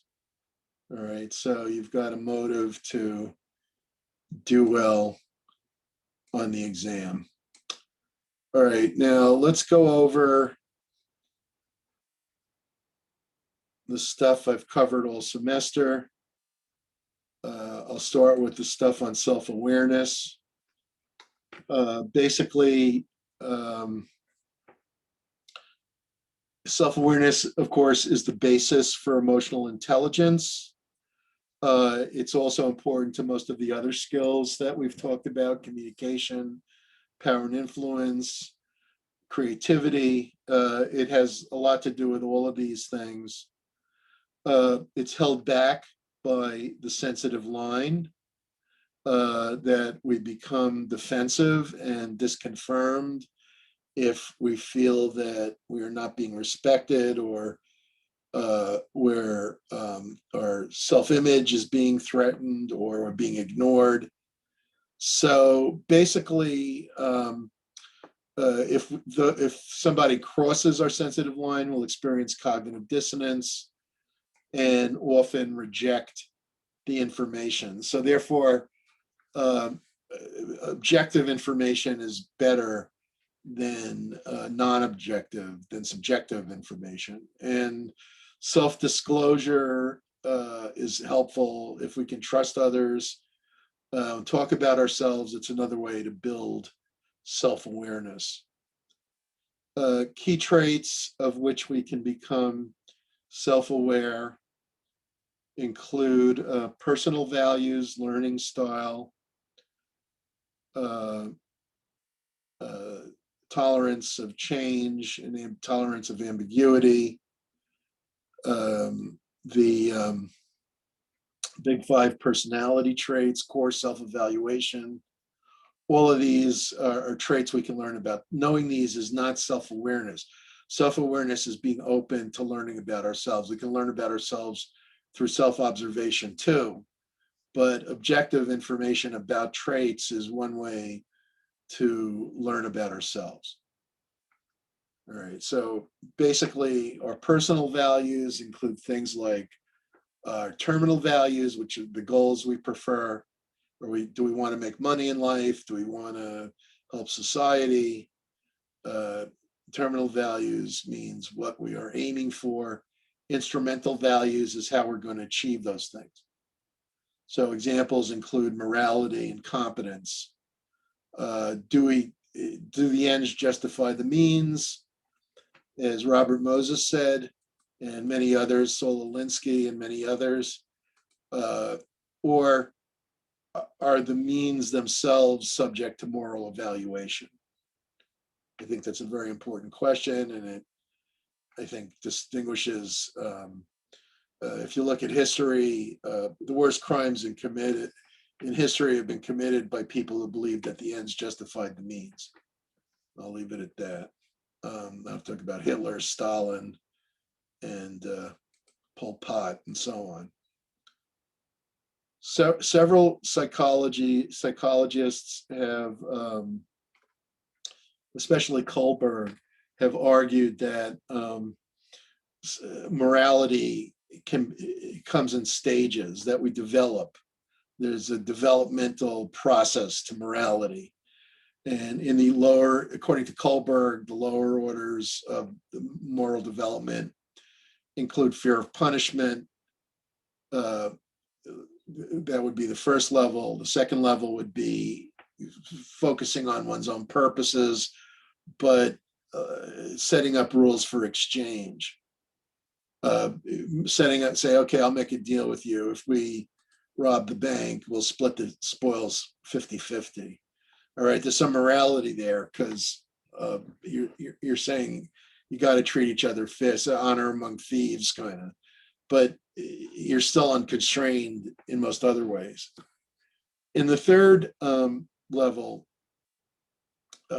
there's emphasis on mutual interpersonal expectations or conformity. So you think sort of adolescents like to conform. You often see teenagers wearing the same clothes, wearing the same styles, listening to the same music. All my friends listen to this kind of music, whatever it is. I'm never up to date on that, but basically, what's in this year wasn't in last year and won't be in next year. And so you basically doing everything everyone else wants. In level 4, you become a little bit more individualized, but you uphold the social order. You conceive of morality as a duty to society, that somebody who commits a crime is wrong, but you don't expect people to be saints. You're not going to go out of your way to save the world. You're going to do what's good for you, but constrained by a recognition that without upholding the social order, we're all worse off. At the higher levels, which are much less common or should be, Herzberg in his early days talked about a 5th and 6th level, and then later reduced the 6th level. In the 5th level, it's that you view moral behavior as upholding a contract, that you freely choose to uphold the contract of society. And I think I gave the example of Socrates, who told his students that although he was unjustly condemned, he would not escape from an Athenian prison because by living in Athens, he had freely chosen to abide by the laws of Athens. And so even though Athens had behaved unjustly, he was committed to that contract, and so would have to suffer the penalty of death, which had been unjustly imposed upon him by an Athenian jury, which held him guilty of corrupting the youth of Athens. In the 6th level, you think of Kant, that there's a universal ethic, Kant's categorical imperatives that we should always treat people as ends in themselves and not as means to an end, that we should always act as though our actions are a universal law, and we should always act as though our actions are laws in a kingdom of ends. And basically, these categorical imperatives were adopted by Kohlberg, who claimed that the highest level of ethics are those that act as though your action is a universal law. Now, the problem is, I think that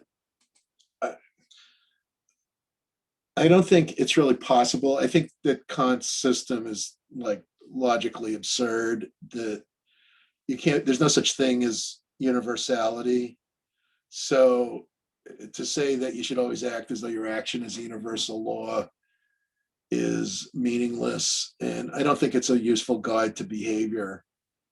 Not least of which, I mean, even a saint who witnesses a murder is not wrong to stop the murder, even if it means harming the murderer.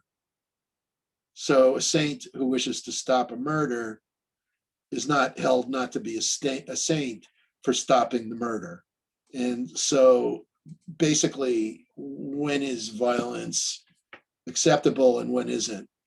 It's always going to be an exception to any principle that you devise. And the exceptions are often difficult to grasp. So I really don't think you can have a universal law, and I don't think there's such a thing as a universal ethic.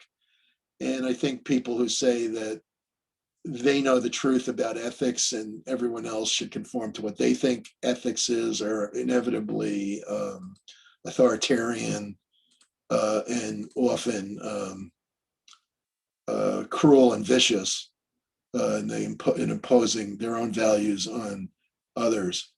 So I'm not a big fan of Kohlberg, and I'm not a big fan of especially level 6. But I think up to level 4, it's okay. I'm sure like children do mature in the way he describes. You become somewhat more ethical as you grow. I've witnessed this in myself. But the post-conventional level, I think, is baloney.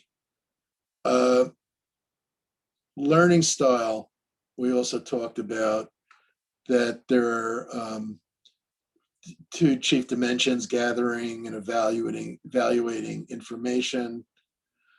And basically, there are 4 learning styles, and they're associated with different sort of career orientations.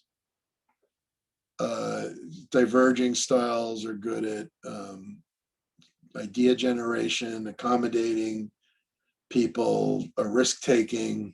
Converging styles are engineers, and assimilating styles are good at science and math.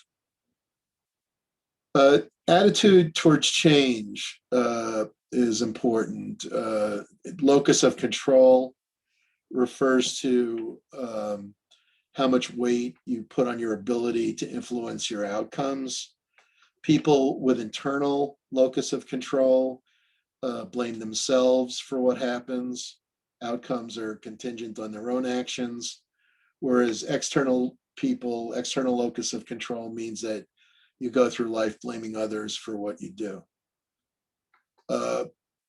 Tolerance of ambiguity refers to the ability to cope with ambiguous, changing circumstances. Some examples are novelty, tolerance of novelty or new situations, tolerance of complexity or cognitive complexity, which means being able to integrate conflicting information, and insolubility. Clearly, cognitive complexity plays a huge role in any kind of science and any kind of analysis, and it's going to be really important in management as well. That you need to be able to, great entrepreneurs can resolve problems, come up with new ideas to resolve difficult situations, and this is exactly what management is. Trompeneers, we also talked about the cultural effects on these values. Trompeneers talks about 12, well, really 6 dimensions, 12 poles, 6 dimensions: universalism, particularism, individualism, collectivism, effective, neutral, specific, achievement-oriented, and internal-external. And finally, core self-concept, which includes locus of control, generalized self-efficacy, self-esteem, and neuroticism. I also mentioned the big 5 personality traits, which you should be aware of, that are studied everywhere. Neuroticism, extroversion, openness, agreeability, and conscientiousness. And of these, the one that's most important to business is conscientiousness. That if you're good, if you're reliable, then you are a good employee. All right, so in chapter 3, I just finished chapter 1, and I'm sorry, in chapter 2, stress management. I just finished chapter 1. It's linked to What Color is Your Parachute, which you should have read. A big tool for managing stress is having a mission in life. If you have a purpose, if you know why you're doing what you're doing, it's going to focus you and enable you to deal with difficulties. A mission is a vision of what you would like to achieve. Ideally, you will develop that if you haven't already. A vision should include a key achievement or two that you might want to achieve. The mission would include not just the vision, but also the instrumental and terminal values that guide you. And under the mission should be, just as you did on your little essay, your goals would be specific, measurable, achievable, but difficult, realistic, and time-based. Your goals should be specific, measurable, achievable, but difficult, realistic, and time-based. All right. Stress management is important because a lot of times key achievements have to be accomplished under stress, but people have a lot of trouble with stress. 60% of absences and 40% of turnover on the job may be due to stress. Managers' abilities to make decisions and be creative and to focus are affected by stress. Incompetent management often leads to stress. Chief executives have an easy job compared to their employees who have to deal with the incompetence of the chief executive. So basically, it's hard to work for somebody, and that can lead to stress. So the Lewin force field analysis is that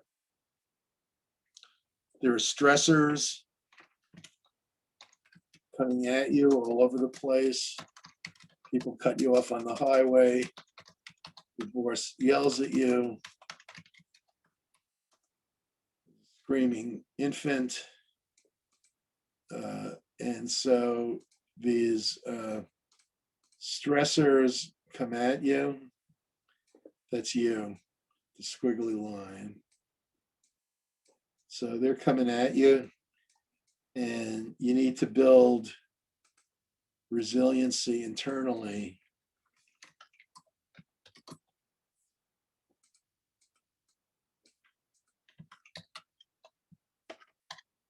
You need to be resilient to stress. And so you build yourself up, get exercise, have relationships, don't have a type A personality.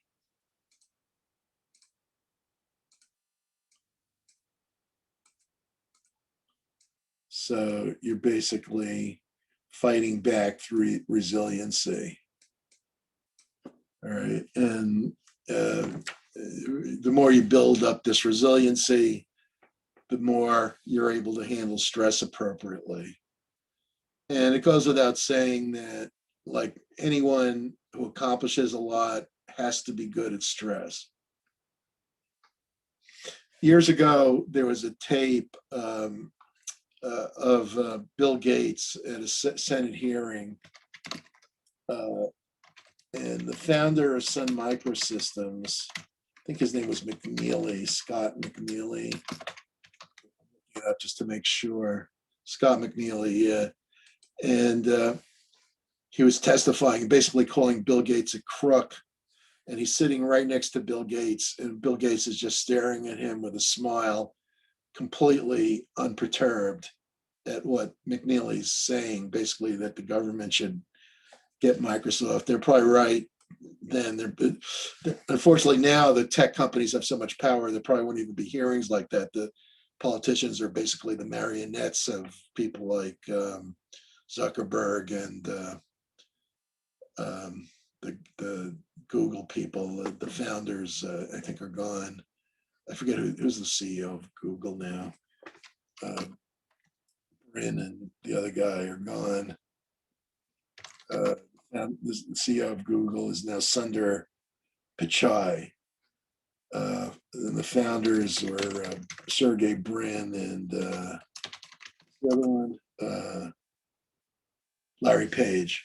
So those two guys are out, but I'm sure they still have a lot of say. They're among the richest people in the world.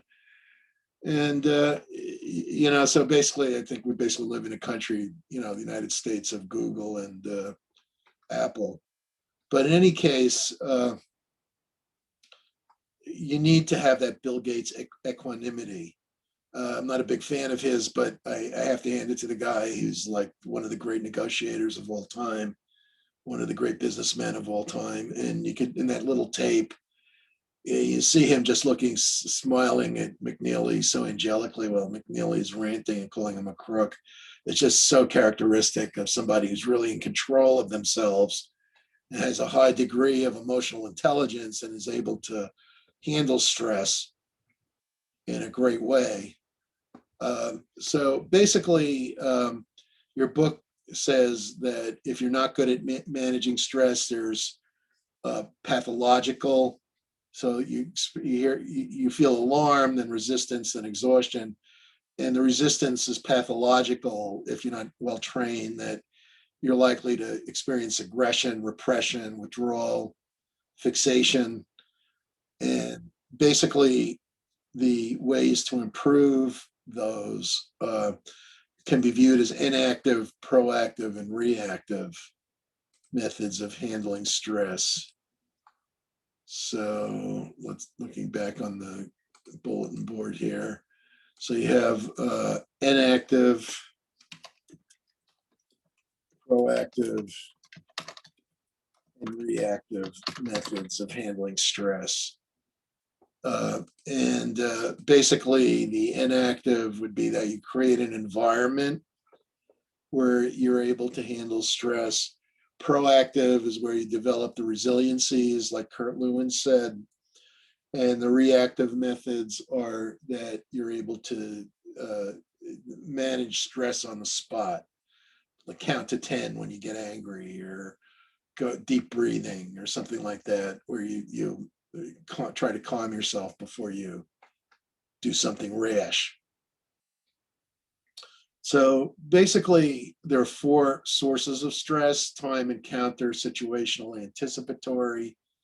And basically, they can all lead to bad effects. Lack of time and lack of control of time can lead to burnout. Encounter stress can lead to arguments, bad relations. Situational stress can lead to unfavorable health outcomes and other kinds of conflicts. Anticipatory stress can lead to mistaken expectations that are unpleasant. And so how do you manage these? Time stress, you use time management. Encounter stress, you use emotional intelligence. Situational stress, you redesign work. And anticipatory stress, that you set goals and you use the small wins approach, where you divide some big task into smaller tasks. Cultural dimensions play a role. Egalitarian cultures tend to have more stress. In effective time management, so time management means that you are able to handle time stress well. You have to decide what's important, and in an active approach is create a mission, build goals, like I was talking about, So a more tactical approach, a more proactive approach than the inactive approach of goal setting and mission setting would be that we tend to, we want to develop the efficient time management skills in your textbook. So basically you want to read selectively, make a list of things to do, don't procrastinate, set time limits, meet visitors in your doorway, don't allow others to waste your time, do one important thing at a time, several small things at a time, bring work with you when you go on a trip. There's all kinds of stuff you can do. I talked about, again, work redesign. I've talked about that so many times. We don't need to review that. In other words, you want to work in a workplace that has task identities, task significance, autonomy. And so you have emotions that are associated with more fulfilling kinds of work. As far as building resiliency, the most resilient people engage in spiritual, physical, family activities. So in other words, they have a balanced life, they have exercise, they have spirituality in their lives, they have family connections, they engage in intellectual activities, they engage in cultural activities, they have life balance. Lopsidedness and excessive focus in one area creates obsessions and stress. You don't want to do that. There's multiple kinds of resiliency: physiological, social, and psychological. I talked about the type A personality leading to tension. The focus should be on being rather than having. Creating life balance avoids the type A personality. Having to win all the time, feeling tension all the time, strong need to compete, chronic sense of being in a hurry, having a feeling of guilt when relaxing. Many of us have that, including me to some degree.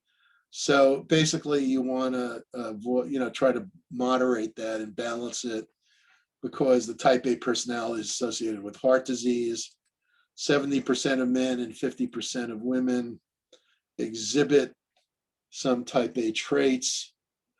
Type A personalities have 6 times the likelihood of heart disease. So basically, I think, it's really good advice to have more than one focus. All right, so now we're going to get into chapter 3. Chapter 3 was the creative and rational problem solving. Get my notes there. The creative and rational problem solving. I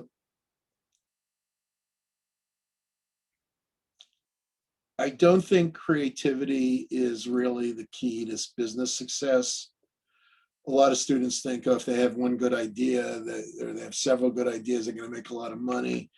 That was the mistake at Enron. Jeff Skilling thought that creativity led to performance. It doesn't.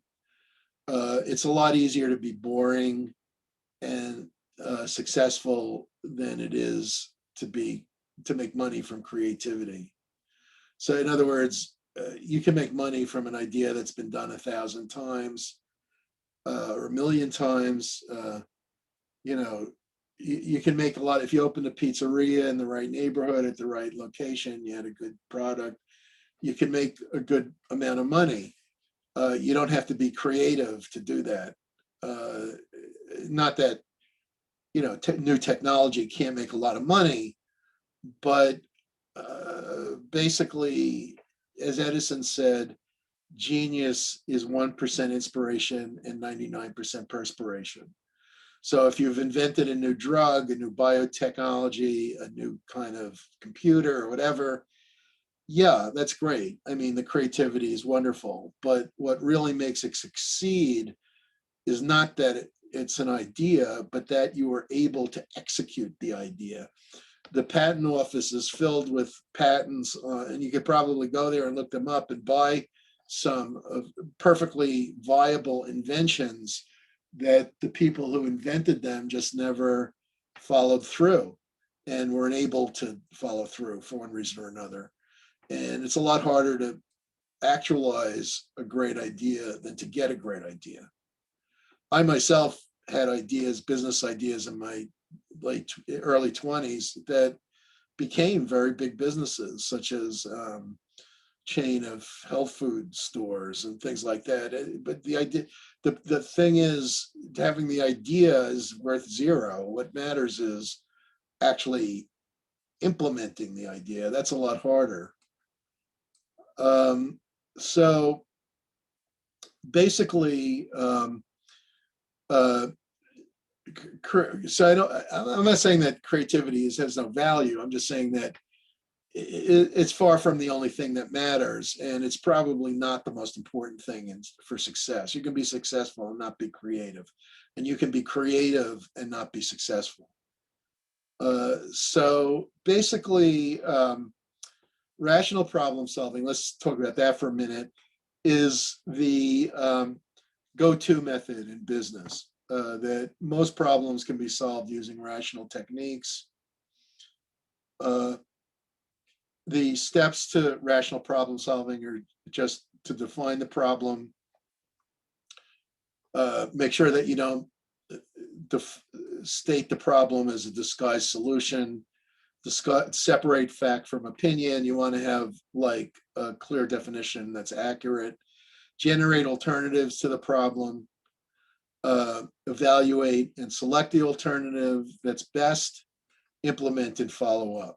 The problem I talked about earlier in the semester, bounded rationality. We don't always know what the solutions are.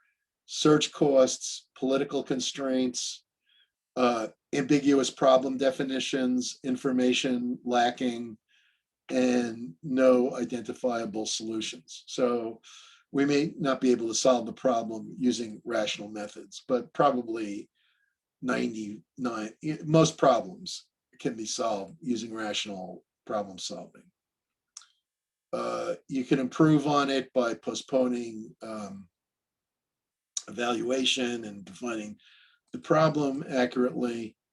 As I say, the issue of selective perception of information and search costs, recency error, and also an inability to identify an optimal solution are all shortcomings on rational problem solving. So therefore, at times you need to utilize the creative approach. We saw the IDEO film. Conceptual blocks inhibit creativity.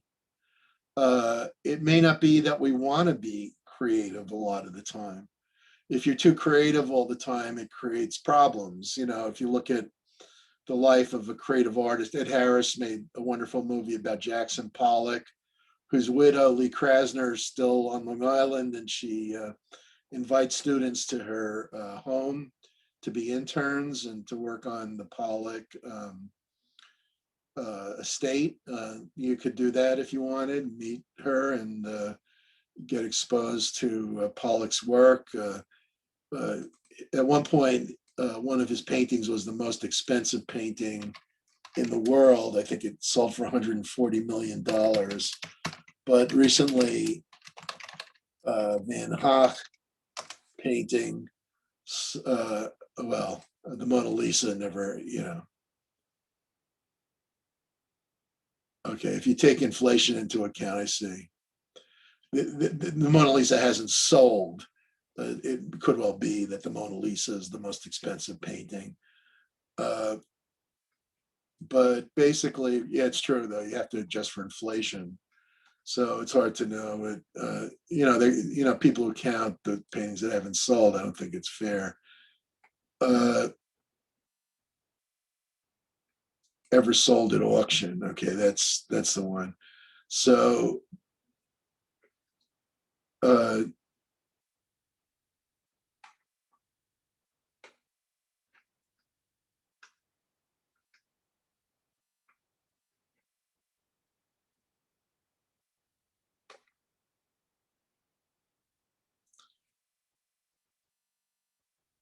Yeah, I'm just looking for the amount. The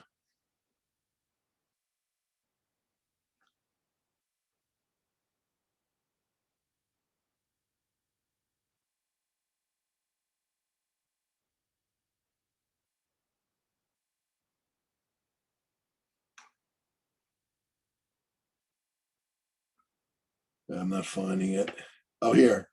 Da Vinci's Salvatore Mundi. It's kind of a grotesque looking thing, actually. Sold the Crown Prince Mohammed bin Salman for $450 million. So, the irony is that in his own lifetime, this kind of tells you the issue with creativity. The Van Gogh sold for 450 million, but in his own lifetime, Van Gogh only sold one painting, and he was in poverty. So, you see the same thing like with a lot of these really creative people. Tesla was another one that they don't do well in their own lifetimes, but then like decades or even centuries later, their brilliance is recognized, and the real money is made by people who bought their works.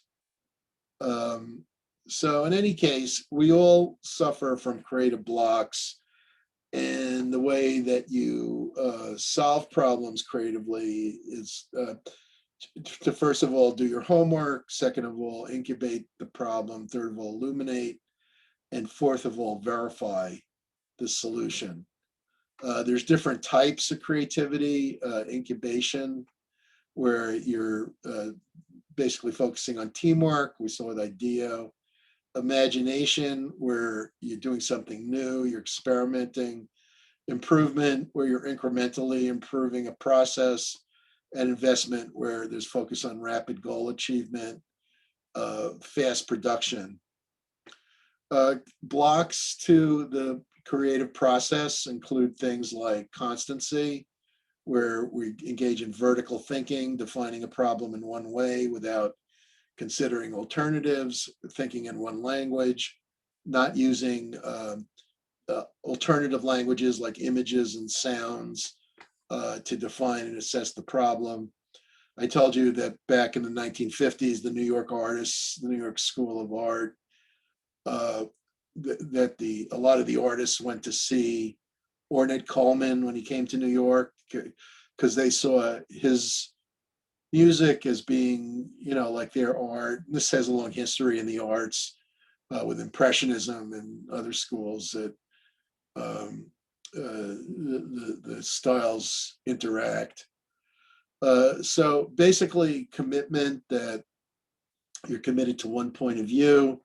You stereotype based on a past experience. You define the problem based on problems in the past. Generals often fight the last war, and that's why they lose. Ignoring commonalities, not seeing similarities among different kinds of problems. Compression, that you look at a problem too narrowly, you artificially constrain the solution. The thing with the 9 dots, where you draw the line outside the border of the 9 dots, putting unnecessary boundaries around problems, artificial constraints, separating figure from the ground, or failing to letting in too much information, failing to judge what kind of information is most important.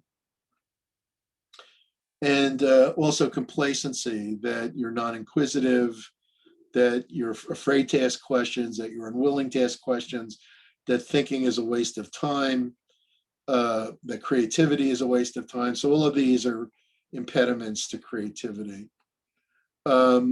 Ways to improve creativity include improving the problem definition, using synectics, elaborating on the definition, reversing the definition, using brainstorming to improve fluency and flexibility, applying, creating more space for yourself, pulling people apart and then putting them together like in a skunk works, and also monitoring and prodding people to be accountable.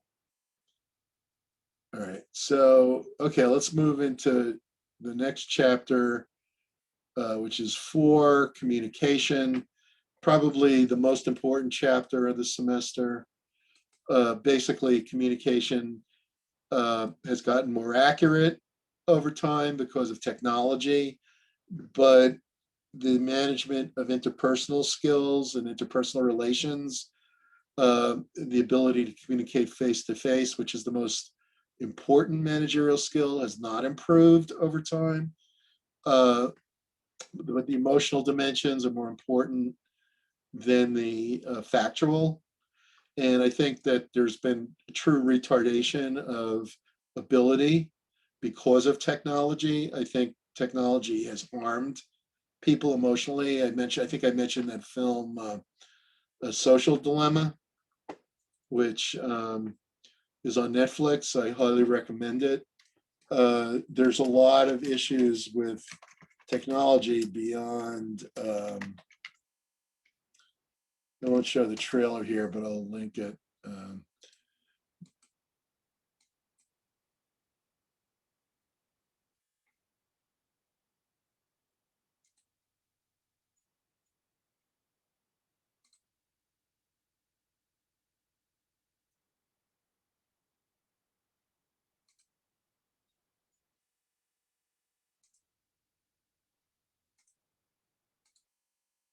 I'll link it here. Geez, they've got a link.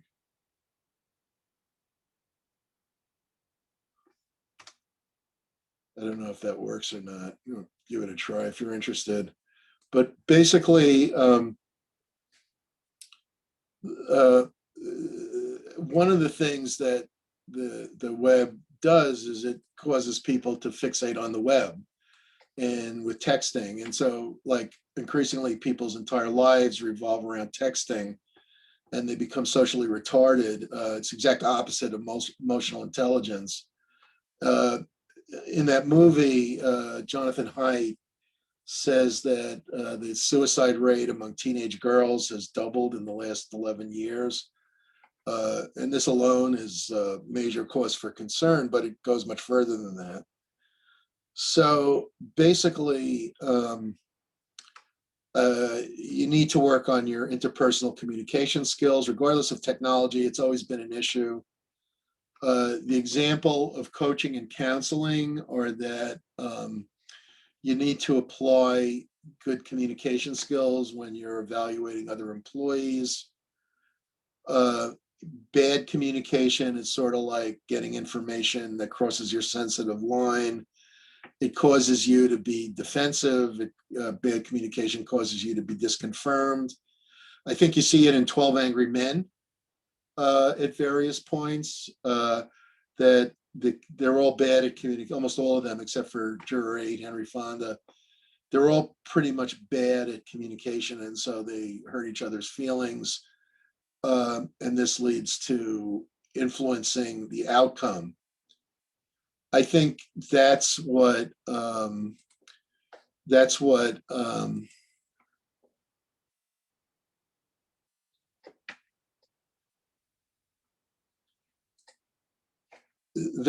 argument that Fonda is actually a salesman, that basically he is good at interpersonal skills and he does win people over with his interpersonal skills. I think there is truth to that. But he's also a nerve ring who can improve the decision. So basically, the 8 principles of supportive communication include how to be a supportive communicator. Supportive communication is problem-oriented, not person-oriented. Statements like "you are X," "you are this," or "you are that" should be avoided because people can change their behavior, but they can't change who they are. Supportive communication should be based, so it should be problem-oriented, not person-oriented. It should be based on congruence, so you tell the truth most of the time. It should be descriptive, not evaluative.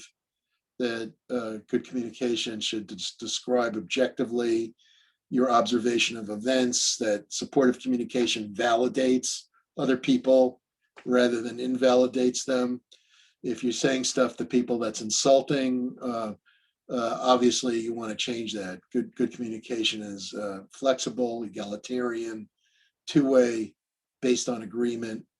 Invalidating communication is superiority oriented, rigid, absolute. You want to be validating, not invalidating. Supportive communication is specific, not global. You avoid extremes and absolutes. You're moderate in your discussions. You talk about facts and specific events. Supportive communication is conjunctive, not disjunctive. It's based on previous messages. You learn to manage interactions so that it's balanced. Good communication is owned, not disowned. We think, or George thinks, is disowned. I think is owned. Good communication is good listening. So the most important thing in communication is listening. Advising responses are less supportive than deflecting. Advising responses give advice. Deflecting throws up something, diverts the discussion to you. Both of those are not very supportive, but advising is the worst. Probing is where you ask questions of the other party, and the most supportive is where you reflect or mirror back to the speaker to indicate what he or she is saying. Okay, getting into chapter 5.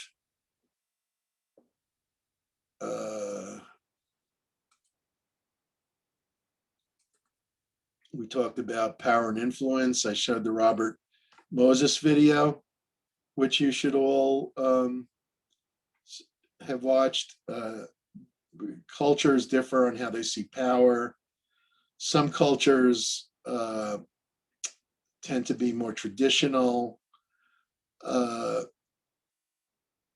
Ascriptive cultures tend to see inherent attributes as something you have inherited or that you possess, whereas some people see attributes that grant you power as things that you can acquire.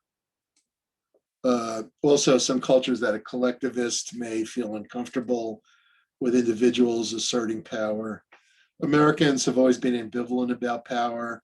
Liberalism depends on the limitation of power. The definition of liberalism is that people have liberty. That's where things like freedom of speech, freedom of the press, freedom of religion, freedom of the right to form contracts, the right to be free of government oppression, the right to bear arms, the right to assemble. All of these are limits on the state. And if you give the state power, you give power to individuals, which is the tradition of socialism. So centralizing power to individuals gives them the authority to kill people, to destroy economies. And so socialist economy has always been less efficient. As I mentioned, the standard of living in socialist economies is about 1/3 what it was in capitalist economies. And also that the crimes committed by socialism have been the most horrific in the last 200 years, starting with the French Revolution and moving into the socialist dictatorships in the communist countries and Russia, Cuba, and so on, Cambodia and China. All these states have had mass killings of unparalleled proportions. Some might argue, well, the technology got better in the era of socialism than it was in the days of Cromwell, which may be true. Cromwell did kill a lot of people. There's a lot of Irish, but the technology is a lot of what changed, changed the world. So we have to be more careful. The days of monarchy were supposedly past, but what Europe did was create something worse than monarchy, totalitarianism. So basically, Americans have been suspicious of power, and the idea of liberalism started by the British Country Party and the philosophy of John Locke argued that you must have limits on the state, and that people have rights, and that the rights are inherent, and the state should be limited. Basically, as a result, Americans who want power to get ahead and to get things done in business also have this political inheritance of being conscious of the dangers of centralized power, or at least some Americans. And so basically, there's often ambivalence about power. David McClelland, as I mentioned, said that power is a chief motive for rising in the corporation, but not for entrepreneurship. The people who rise in the corporation seek power on behalf of their corporation. He called it institutionalized power. I mentioned Machiavelli said that the prince should rule through fear rather than love. But in today's world, succeeding in the corporation, you need to gain the trust of your colleagues. Flatter organizations, decentralized units, boundaryless organizations, and smaller firms mean that using fear will be dysfunctional. So developing relationships is more important than anything else. Developing long-term relationships, networking, and developing relationships is more important than anything else. In understanding the importance of power, it's useful to compare social capital and human capital. Human capital means that you develop yourself. You get an education, you invest in your own health, you go to the dentist. That's all good stuff, and it's important. But also important is social capital, which means that you develop a network of connections. And managers with high degrees of social capital are in a better position to capitalize on their human needs. Why did I go to New Orleans 2 weeks ago? Part of it was to network with some other professors. That was a lot of it, to be honest. So basically, everyone's got to do that to get ahead. Developing long-term relationships is a key to gaining power. Managers who are cold, aloof, and arrogant, and sensitive to others, and overly ambitious will not be successful. If you're not able to work with others, to get to know people, to network, you're not able to rise. The personal sources of power, I talked about expertise, personal attractiveness, effort, and legitimacy. Expertise refers to task-relevant knowledge. Knowledge is power, Sir Francis Bacon said. As well, personal attraction, so people who are attractive or who have great personalities will tend to gain power. Effort, putting in more effort than expected, leads to success. But often you have to be clear that you understand your boss's goals, that the effort you're expending satisfies the boss's aims. You have to understand the boss's traits. You have to maintain a relationship with the boss. Then putting an effort on their behalf is likely to help you gain success. And the fourth source of power, besides expertise, personal attraction, effort, is legitimacy, conformity to organizational norms. The person who mirrors the boss and conforms to the boss's way of doing things and to the higher ups in the organization will tend to succeed. Okay, it's not right or wrong, it's just mathematics. In other words, you fit what they like, you move up. It doesn't matter whether you like it or not. It doesn't matter, really what your take on it is. It's simply that if you don't like the people you work with, you're not going to be that successful unless you overcome that dislike and put it aside. All right, so you have a choice. You can quit, or you can stay there and not succeed, or you can move up. There's also positional sources of power, centrality, flexibility, visibility, and relevance. So centrality means you have access to central information, you're at the center of a network. Flexibility means you're free to exercise your judgment. Visibility means that you are in contact with people who have power. And relevance means that you're doing something directly related to the aims of the company. Those four positional traits make a position more or less likely to succeed. The people in that position are more or less likely to succeed. I mentioned the case of Robert Moses. No, I'm sorry, of not Robert Moses, of Robert McNamara, who someone came to him and said, I was just offered the White House press secretary job. Should I take it? And he proceeded to give an analysis of every job in the White House. He wasn't even in the White House. He knew every single, he was a Secretary of Defense. He knew every single job in the White House. He knew how much power it had. And he said, if you're going to take a job in the White House, don't take press secretary. It sucks. So basically, somebody like that is going to be highly conscious of power. And then guess who gets power? So basically, some jobs have it, some jobs don't. And the reason they have it, they're central, they're flexible, they're visible, and they're relevant. White House press secretary is probably the most visible job in the White House, but it's not central, it's not flexible, and it's probably not that relevant. Converting power into influence, we talked about the three R's again: retribution, reciprocity, and reason.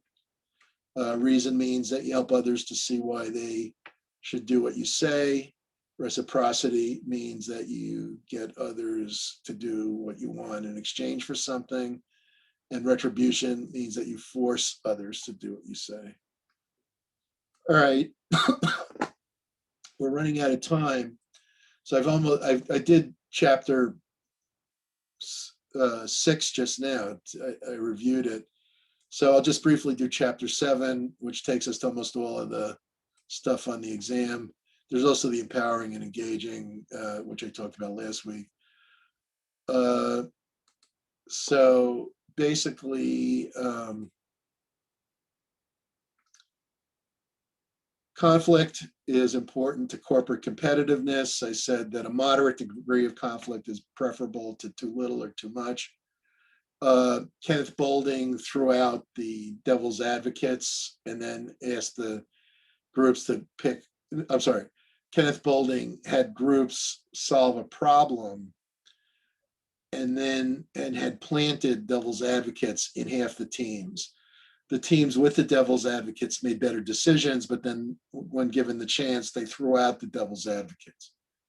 So in other words, conflict is disliked by almost everyone, but it results in a higher degree of creativity.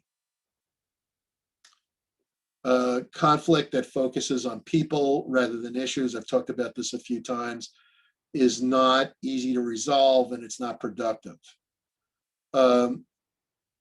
Issue-focused conflicts tend to be rational, they tend to entail amicable settlements, and the 4 sources of interpersonal conflict include personal differences, informational deficiencies, role incompatibility, and environmental stress.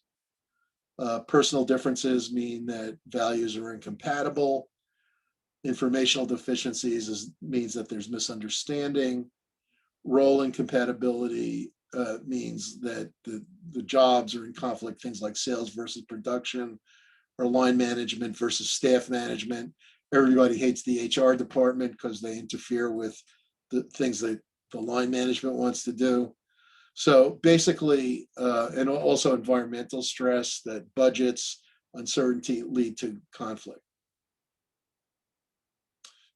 Heterogeneity and diversity can lead to conflict, but also lead to more and better ideas. Some countries welcome conflict, others dislike it. Cultures like Japan have high uncertainty avoidance, which means that they dislike risk. and conflict creates risk. I think in 12 Angry Men, you see many examples of the ideas of conflict. There's 5 ways to manage conflict I talked about: forcing, accommodating, avoiding, compromising, and collaborating. Basically, forcing means you use the threats. Accommodating means that you satisfy the other party's interests. Avoiding means that you avoid the conflict because of fear of stress, or but it leads to rational ill feeling. Compromising means that you split the difference, and collaborating means that you take a problem-solving approach, what might be called a win-win or integrative approach to negotiation. When to use the different conflict resolution techniques: forcing, when the issue is important but the relationship unimportant. When you have high relative power, you want to use forcing. You want to use accommodating when the issue is unimportant, the relationship is important, and you have no power.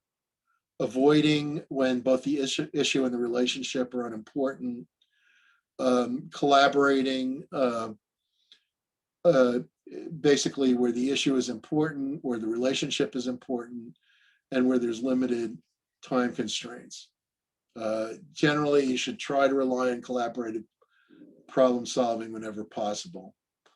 Steps to win-win bargaining: to do that, to become collaborative, you establish superordinate goals. A lot of this comes from Getting to Yes by Fisher and Urey. Separate people from the problem, invent options for mutual gain, using objective criteria for evaluating alternatives. What is the objective price? When you buy a house, you look at the comparables. So you use objective criteria and you define success in terms of gains and not losses. There are rules for initiators. Collaborative problem solving is a lot like ordinary problem solving. So you have problem identification, solution generation, an action plan, and implement and follow up. Initiators have to own the problem. They have to understand that the problem is theirs. So if you have a problem with somebody else, accept that it's your problem. Focus on the problem and not the person. Don't be conclusory. Don't attribute motives. Persist until understood. Try to encourage the responder to think collaboratively. Encourage two-way discussions. Avoid lengthy monologues. Manage agendas so that multiple problems can be approached incrementally, using the small wins approach, where you divide problems up into small things and then solve one at a time. If you're a responder, if someone comes to you and says you're causing a problem, ask for suggestions of acceptable alternatives. Understand that everyone sees themselves as the victim of the other side's aggression. So you want to try to resolve that, come up with solutions, show genuine interest and concern, seek additional clarifying information, limit responses to questions so you're not hostile, transform general constraints to specific complaints. Basically, you transform the emphasis on motives to the emphasis on actions, and you agree with some aspect of the complaint. If you're a mediator, i.e. a boss, you want to show genuine interest and concern, seek additional information, limit responses to questions, be fair, agree with the complaint, not agree with the complaint. You want to be neutral. You want to acknowledge that a problem exists. You serve as a facilitator, not a judge, and you want to manage the discussion to ensure fairness. All right, so basically, I reviewed most of the semester material. I did chapter 6 in depth. I also did chapters 1 to 7. So basically, that's what's going to be on the exam. I think I'm giving out the exam in 2 weeks. I'll double check that, and it's a take-home exam. You have 1 week. It's half true, false, and half multiple choice. The best way to prepare is to read the textbook and read it thoroughly. Okay, are there any questions, anyone, before I let you go? Yes, I have a question. Sure. Which grading criteria does the interview fall under? Grading criteria, that's class participation. Oh, okay. I just wanted to make sure. Okay, anyone else? And you said which 2 chapters are there the take-home exam on? It's on well, through chapter 8. Oh, okay. Okay, anyone else? Other questions? Anyone? Professor? Yeah. The final's only on chapter 8? No, I said 1 through 8. Oh, 1 through 8. Okay, I'm sorry.